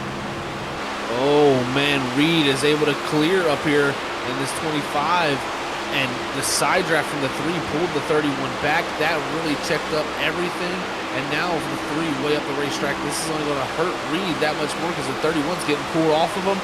As Reed was clear, he could have had a moment to jump up, but at the same time, if you jump up in front of teammates with no help behind you, I think you're a sitting duck when it comes down to it. Yeah, especially, here, they're going to push that outside lane as the inside starts to lose its momentum. And as soon as all those teammates are clear of the inside, they're going to your inside, and you are going to the back. It happens so quickly. Just like the passes happen quickly, the losing of speed happens that quick too. It seems like that 2011 team, I mean, you got CNC Esports working with them there in the 3 and the 7 with the 18 and the 20. Those 4, they have pretty much put it down to saying, you know what, if we side draft them, we're going to be very tough to pass. And that's what I've seen. I mean, the 31, he's able to get close to the 25, but then he gets pulled back off by either the 7 or the 18, and it just makes it where that inside line cannot get what it needs. And Reed, a win already at Watkins Glen, he's looking for another one. Yeah, he's trying to get that inside lane moving here, but the side draft just too powerful. And Zach, something else that I'm thinking of here, this reminds me a lot of the way you defend at a place like Michigan or Auto Club, where as the tires wear in, it gets super tight, and you just lean right on the door of that guy on the inside. He can't unwind the wheel. He has to lift just that little bit more to not wash up into you, and it's only playing to their advantage on the top line. It looks to be that way for sure. And, you know, the one thing I'm looking at right now is in points, you have this driver out front here, TJ Roberts, 15th in position when it comes to points.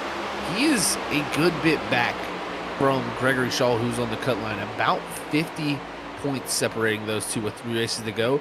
If this 3 was able to get the win here, he would have enough races complete with having 9 starts this season. He just had to stay in the top 20. He would propel himself to a playoff position. This would be huge for TJ Roberts if he can get the win here tonight at this Atlanta Motor Speedway. And I'm sure that TJ has thought about that briefly. But right now, points don't matter. He just wants to win. I think at the core of it all, you just want to win every race you can. It doesn't matter what your points position is like.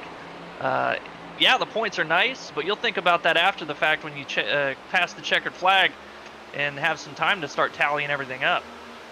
And here's the unfortunate case of Adam Buzzio, disconnected in the second stage, or after the first stage caution, could not make it back up.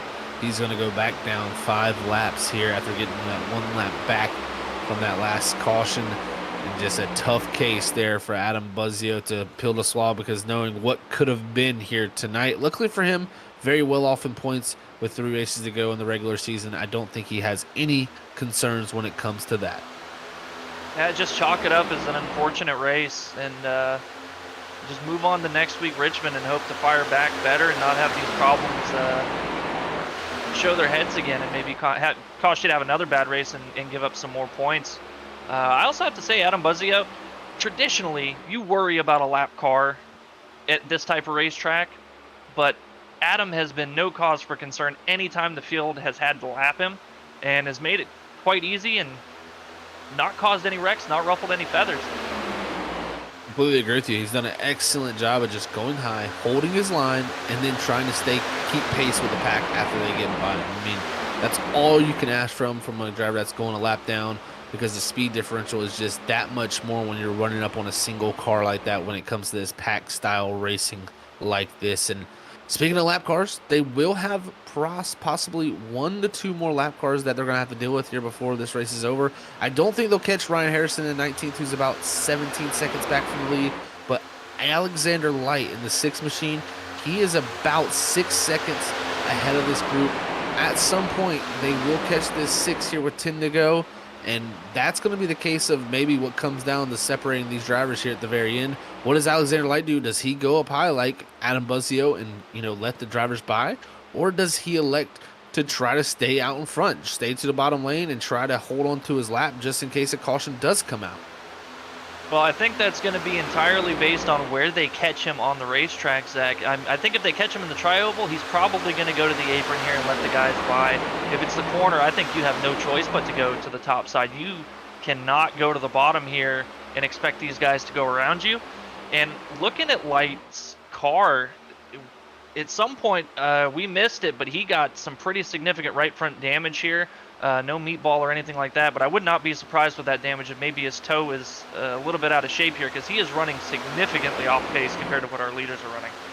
Very much so. It's tough when you're already by yourself. When you got damage, it makes that damage even that much more worse, as you don't have someone breaking the draft for you. But 7 laps to go. Will be coming by here very soon to 6 to go, and before you know it, that white flag could be flying. But before we do that, it's going to be possible that we could have overtime. If we do get a yellow before that white flag is thrown, we have 3 attempts possible, and these drivers know if it goes to overtime, it's going to be pretty much every man for himself.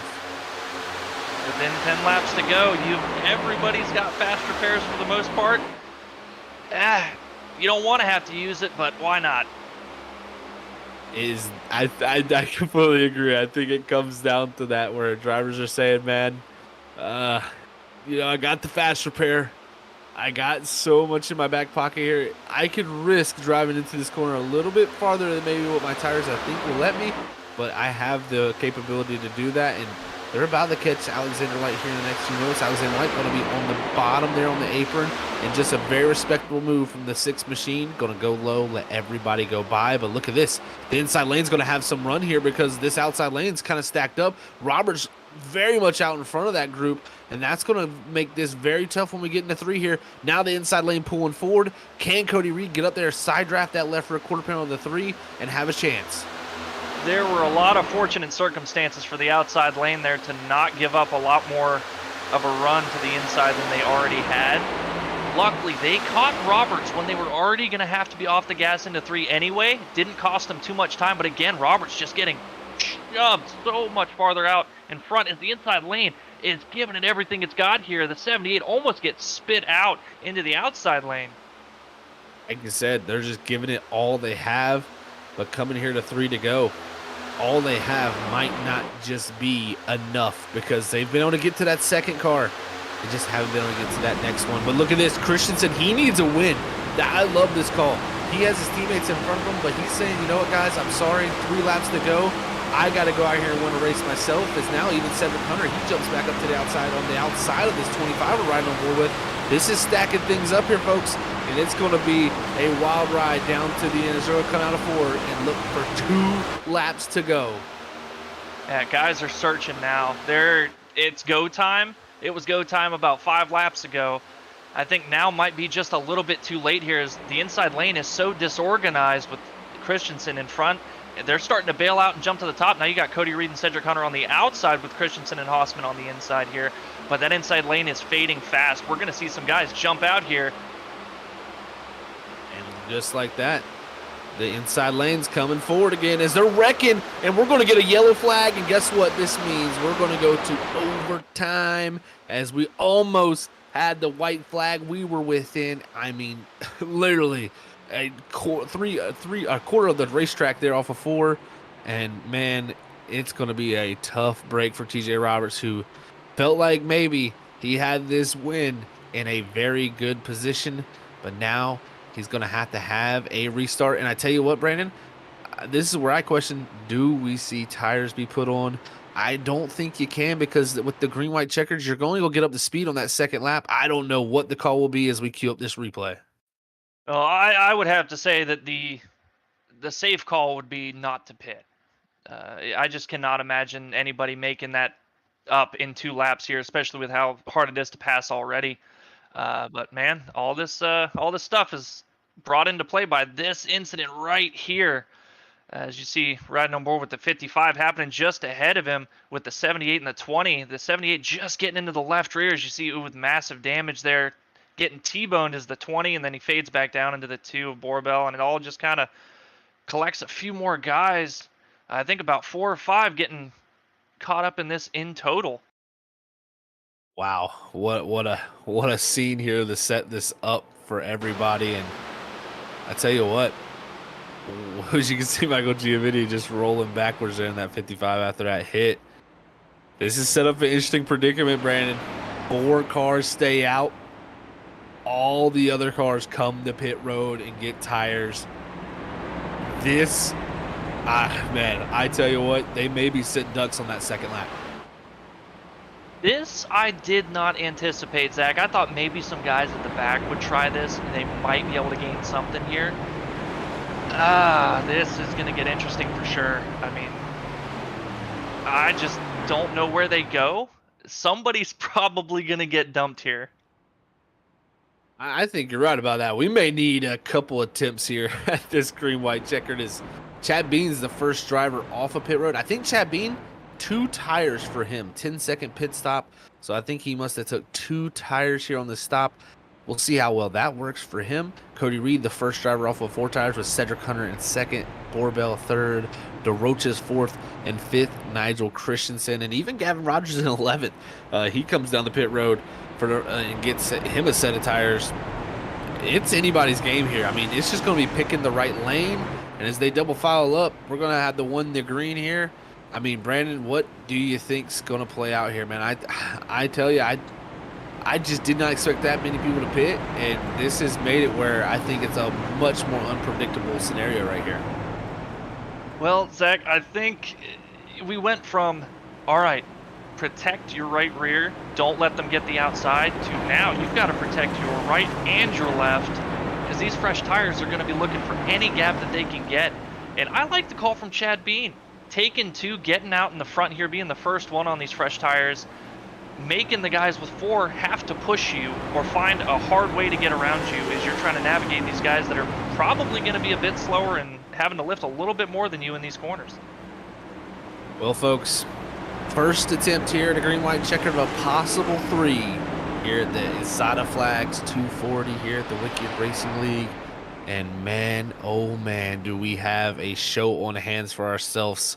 We're going to have 2 laps, and it's going to be who can make it back to that checker flag. We might even get a yellow flag at this point with all the mixed up strategies, but it's going to be TJ Robertson, the 3 machine, in that lead position with the old tires. Do the old tires hold up? Do the new tires prevail? Pace car in, and we're going to get ready here as they come into the restart zone.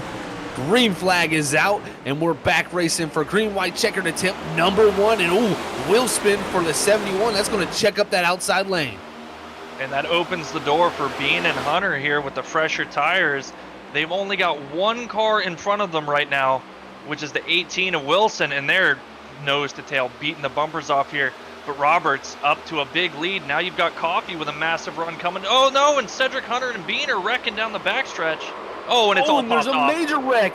The big one happens here in green-white checkered attempt number 1. And right here, it is a calamity down here in 3 and 4. It's the 18 of Blaine Wilson. Major damage from him. Stage winner number 2, Stephen Borbell involved. Multiple different drivers involved in that incident, and I'm not surprised to see it as it all started around the 7 machine. He got bumped from Carl Pooler, and we got a major one there heading into 3, and this has opened up the door for a lot of other drivers here to go and get that win. Gavin Rogers, the first on a new set of tires to make it through, and we'll get ready for the instant replay. Well, Zach, it looked like the only car that really didn't get any significant damage that was in that lead pack was the 3 of TJ Roberts. It's, I mean, crazy to say that is, how it played out, but lots of required damage flags all around. Carl Pooler, Cedric Hunter, Blaine Wilson, Stephen Borbell, those drivers all involved in that incident, and we'll see here. It's going to be the push from the 71. You're going to see pushing here, and he's going to get pushed from behind. That's going to kind of lead to this here as they all checked up right into the 3, and it's just a logjam. I mean, that's nowhere to go. The 7 into the outside wall. He bounces off the outside wall, comes down into the 25. From there, he catches the right rear of the 71, and from there, Brandon, I mean, it's just survival and drivers trying to make it through. Look at Gavin Rogers in the 77. Yeah, luckily, everything just washed up the racetrack, and you see just calamity up there against the wall. At that point, like you said, you're just hoping that a lane opens up and you can squeak by. Just getting on the brakes as much as you can, holding the wheel, holding the line as best you can, and a lot of guys just know where to go. Nowhere to go for a lot of folks. There's Pooler almost down to his teammate of the 6, Alexander Light, there after that incident, but wow, this is set up for some interesting scenarios here because right now it's Gavin Rogers in 2nd, Steve T. Cole in 3rd, Gregory Shaw in 4th, Michael Giamatti in 5th, Mason Halsman. I mean, every single one of these drivers here on fresh tires except for our leader TJ Roberts. At this point, with his teammates knocked out of contention up in front of him, I just don't see how this 3 holds on here. He's going to have to be very bold with blocking some runs. We talked about how massive those runs are.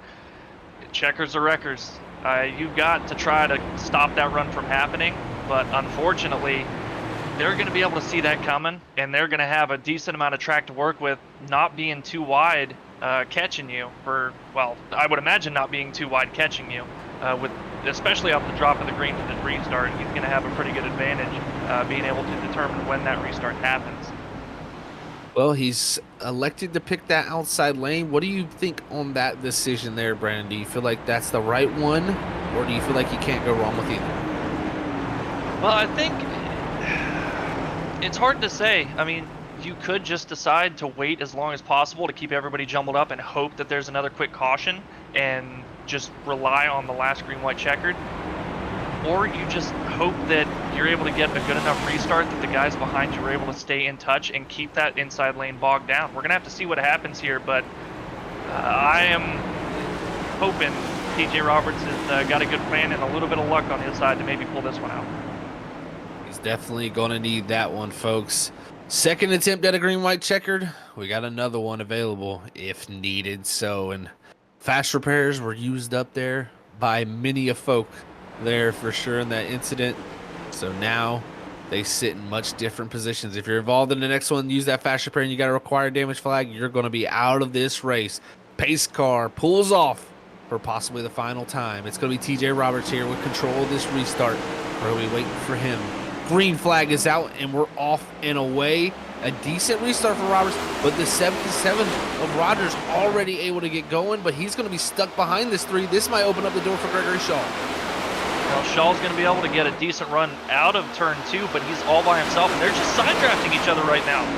TJ Roberts able to get a good view of what's going on, where the run's going to come from behind him. He sees this come from the top. He jumps to the top. Shaw's going to jump to the bottom, though. He's able to get to the inside of the 3, and now through the sucker hole goes Roberts as we're coming to the white flag. White flag getting ready to be displayed. It's not out yet, but look at this. The 8 pushing the 78, and white flag's out. It's the freaky fast white flag. They're wrecking across the line, but it does not matter. They've already got that white flag, and it's going to be mano a mano. The 78, the 51. Who's going to get the better push down the back straightaway? The outside lane's rolling here, and drivers all looking for speed. But right now, Hausman with control. Does he drop low and take control of this bottom, or does he stay high? Here comes Jimmy Kubanek. He's coming to the inside line and through 3 and 4. It may be Johnny Shade. He dives to the inside, 3 wide at the line. Who wins it? And Johnny Shade wins it. Back-to-back wins here in Atlanta. The Atlanta Master pulls it off with Hausman in second and Kubanek in third. And all of that came from Borbell pushing Shade through 3 wide down the backstretch, and he was able to carry that run as they're making contact coming out of 4, and he sneaks up on him to go back-to-back here. That was a fantastic piece of driving for the 47. In the 11th position, from 11th to 1st, in the matter of 2 laps, folks. I mean, man, deep breaths all around. He was 7th coming to the white, and he's your winner here in Atlanta. And guess what? This is going to propel him into playoff position with 2 races left. He just needs to stay in the top 20 in points, and Johnny Shade will be competing for a championship. Oh, man. That it kept us waiting, but we got the action at the end there, and it was action indeed. Man, that was fantastic. That was an amazing finish. Again, those typical Atlanta finishes, man. Wow. That's all you can say there, folks. One of the best finishes we've seen in a long time as Johnny Shea burned it down and celebrated. We're going to get ready for our post-race interviews here. So we're going to talk to our top 2 drivers and a spotlight driver. Don't miss it. Stay with us here because you're going to want to hear the excitement from these folks. We'll be right back.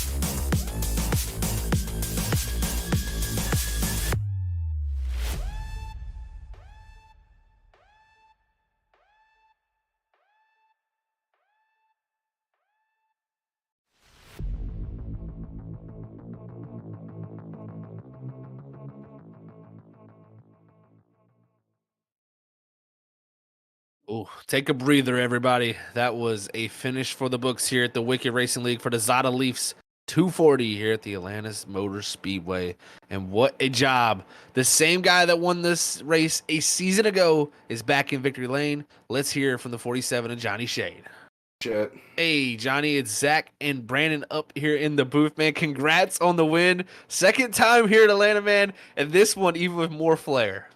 Yeah, I don't know much about Flair other than that last couple laps there, but it was an interesting race from my perspective because I didn't feel very good all race and just took advantage of a run and the sea parted for me up the middle on the backstretch. So very happy as that was probably my only chance to get in the playoffs. So I'll take it. Well, Johnny, I've kind of dubbed you Mr. Cool, Calm, and Collected up here. You always seem like you're driving without a care in the world when we watch your onboard camera there. And man, watching you down the back stretch, carrying that run with the help from Steven, when was it that you thought, man, I'm gonna win this thing?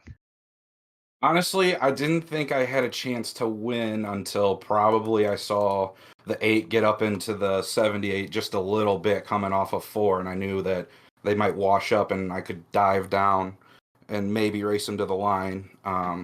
I didn't even think I had won even when I crossed the line at first, but I knew on the backstretch my only chance was to try and make a move somehow and risk it all, so I just threw it in there. So thankfully it worked out, and as you mentioned, I just saw it here. Steven did give me a great shove up the middle there, so I am very appreciative for that. Yeah, it definitely was a great show, but great awareness from you to able to take it low while they were beating and banging there. Congrats on that win, Johnny. Now, like you said, you're locked into the playoffs. Just got to stay top 20 in points. You came here 18th in points tonight. This will be a good points night, of course, with the win. But, I mean, man, heading into Richmond and North Wilkesboro next, how do you feel like those size up for you? I don't know. I feel Richmond was my first race in the league last season, and I feel like by the end of the race, I was putting together at least competitive laps. So I feel like if I can stay clean there and avoid the bad luck bug that seems to have followed me pretty much every race this year, I'll be in decent shape to finish in that top 20. I've never raced Wilkesboro, so I would love to at least give myself some cushion before then if I could.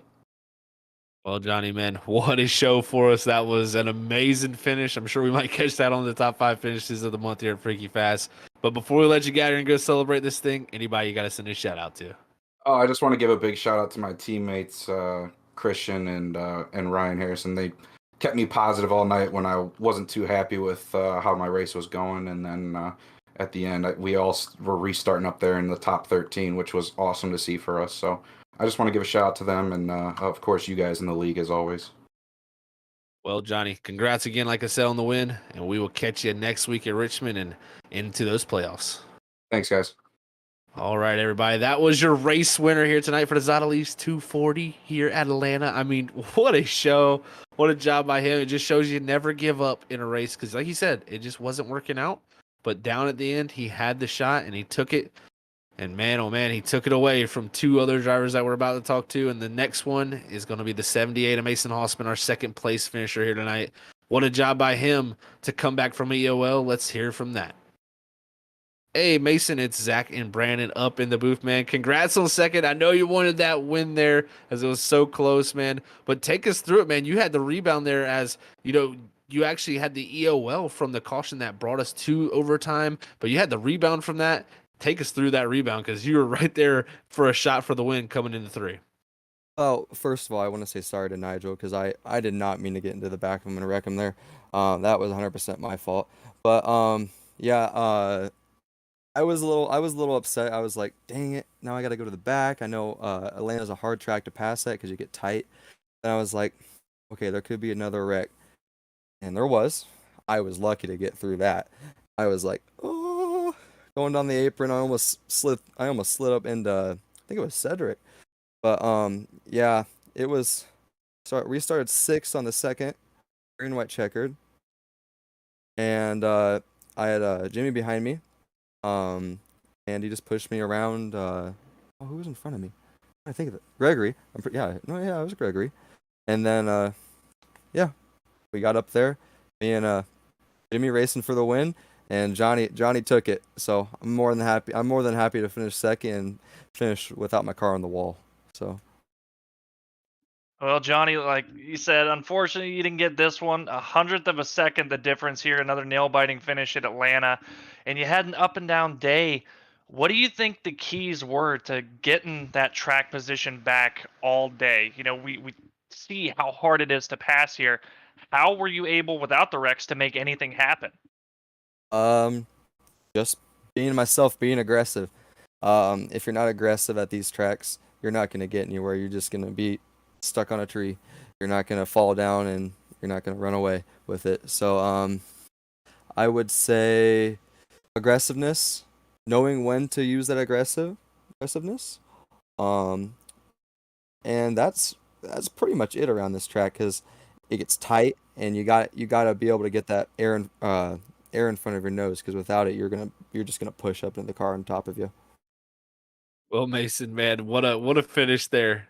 Congrats on getting back up there to finish second. You're locked into the playoffs, man, here coming into tonight with the win earlier this season. Take us through these next two races here at Richmond and North Wilkesboro. How critical do you feel like those races could be for gaining momentum to start those playoffs? Um, it's gonna be hard for me to know at this point in time because uh oh shoot, Richmond is not a good track for me. I am probably one of the worst drivers you ever see there. In North Wilkesboro, I'm good at, but I would say the momentum carrying from each two of those races into Charlotte. Charlotte's our starting race for the playoffs, right? Yeah, I'm pretty sure. Yes. Yes. Yes. I would say those two tracks are really not going to help you carry that much momentum because Richmond and North Wilkesboro are such different tracks compared to Charlotte.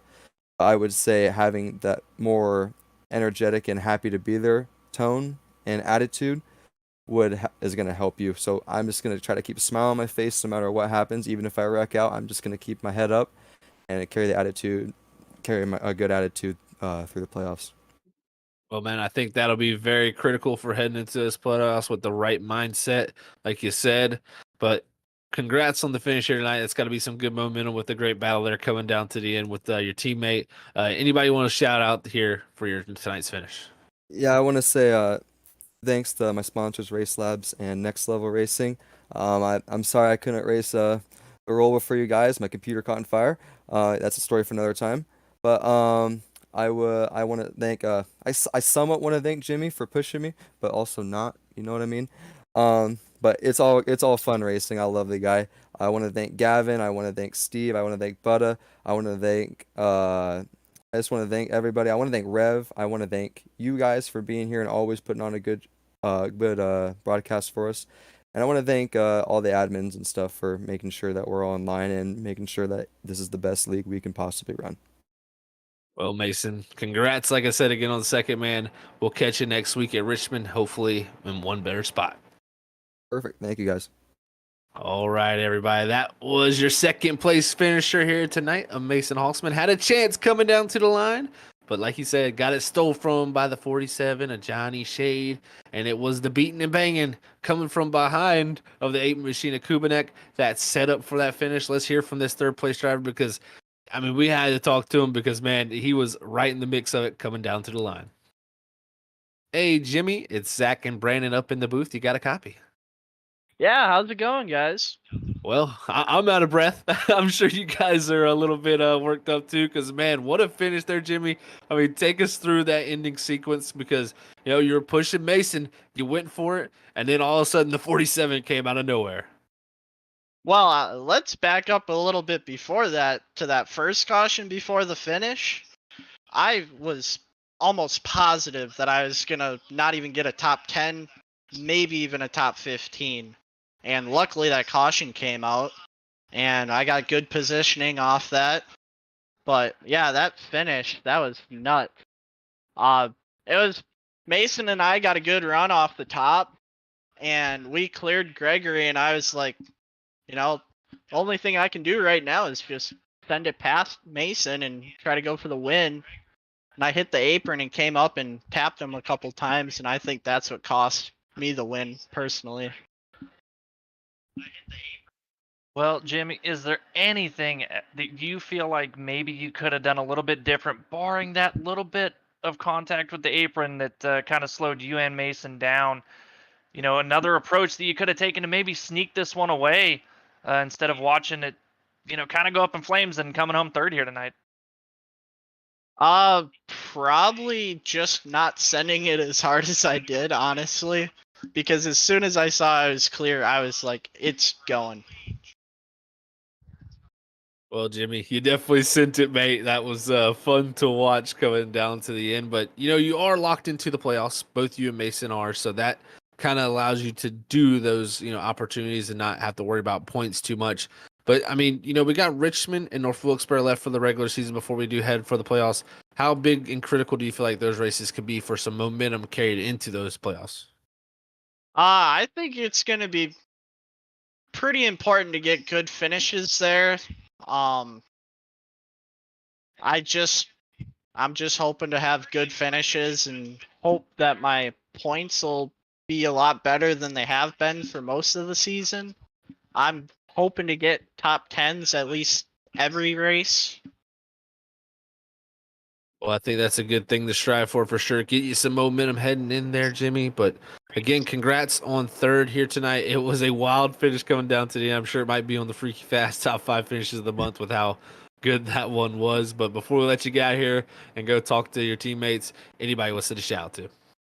Yeah, I definitely want to do a shout out to all the guys at Freedom Motorsports, my teammates, Next Level Racing, my partnership with them. Couldn't do it without all those guys racing. We missed Gio tonight. I was happy to see Steve get a top 5. That was awesome to see because he's had horrible luck this year. Shout out to my mom, dad, my grandma, and everyone that watches this, and shout out to you guys.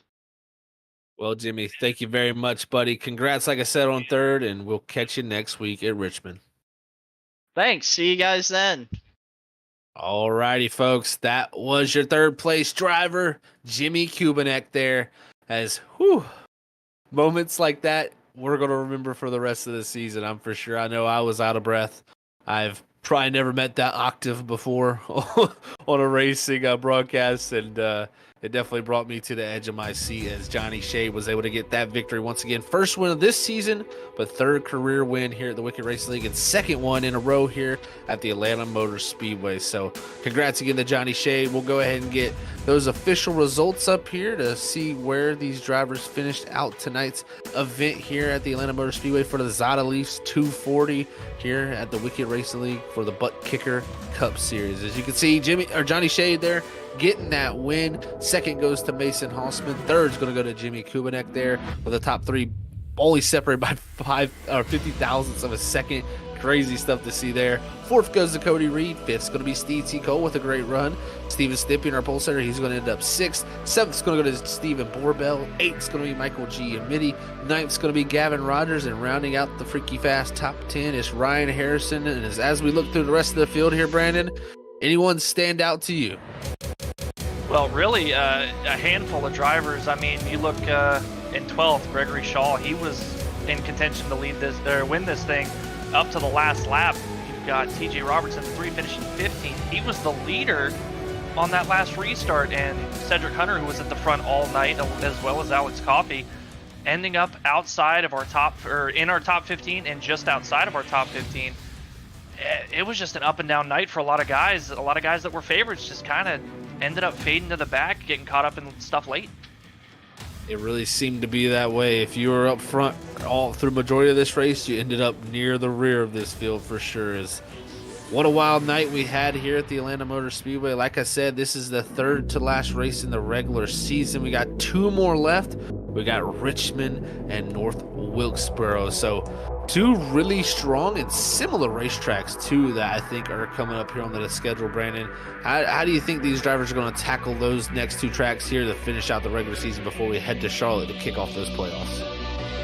Well, I've been looking forward to these next 2 tracks. Short track racing, a lot more. I've got a lot more input as far as those tracks go than compared to Atlanta, with Atlanta being relatively new. And these guys are going to have a hard time, especially if you're behind in North Wilkesboro. North Wilkesboro is a beast all on its own.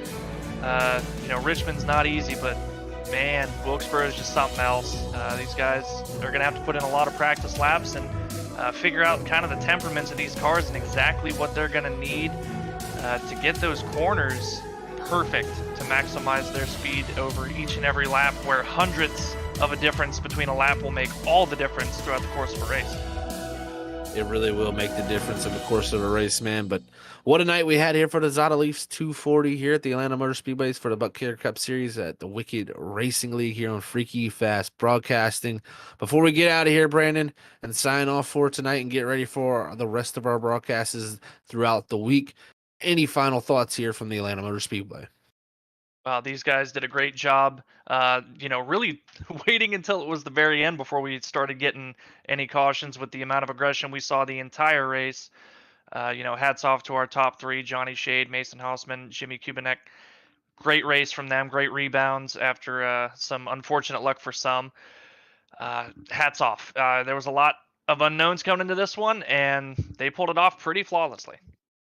That they did, man. I tell you what an epic night we had here at the Atlanta Motor Speedway. But that's not the end of the week here for Freaky Fast Broadcasting. As always, our Wednesdays are here at the Wicked Racing League. Our Thursdays are at Stars and Stripes Racing Series. As they're going to be having their throwback season continue on. And man, what a famed track they're going to.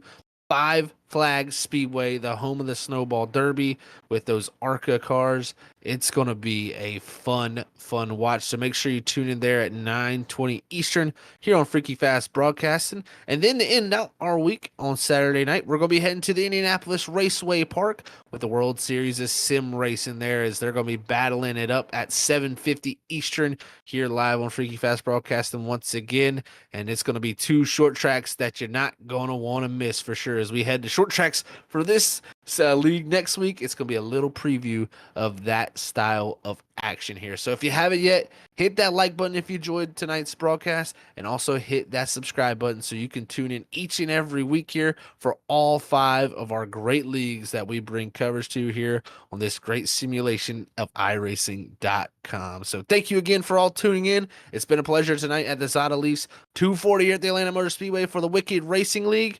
We'll catch you next time on the flip side, and as I always say, stay freaky fast.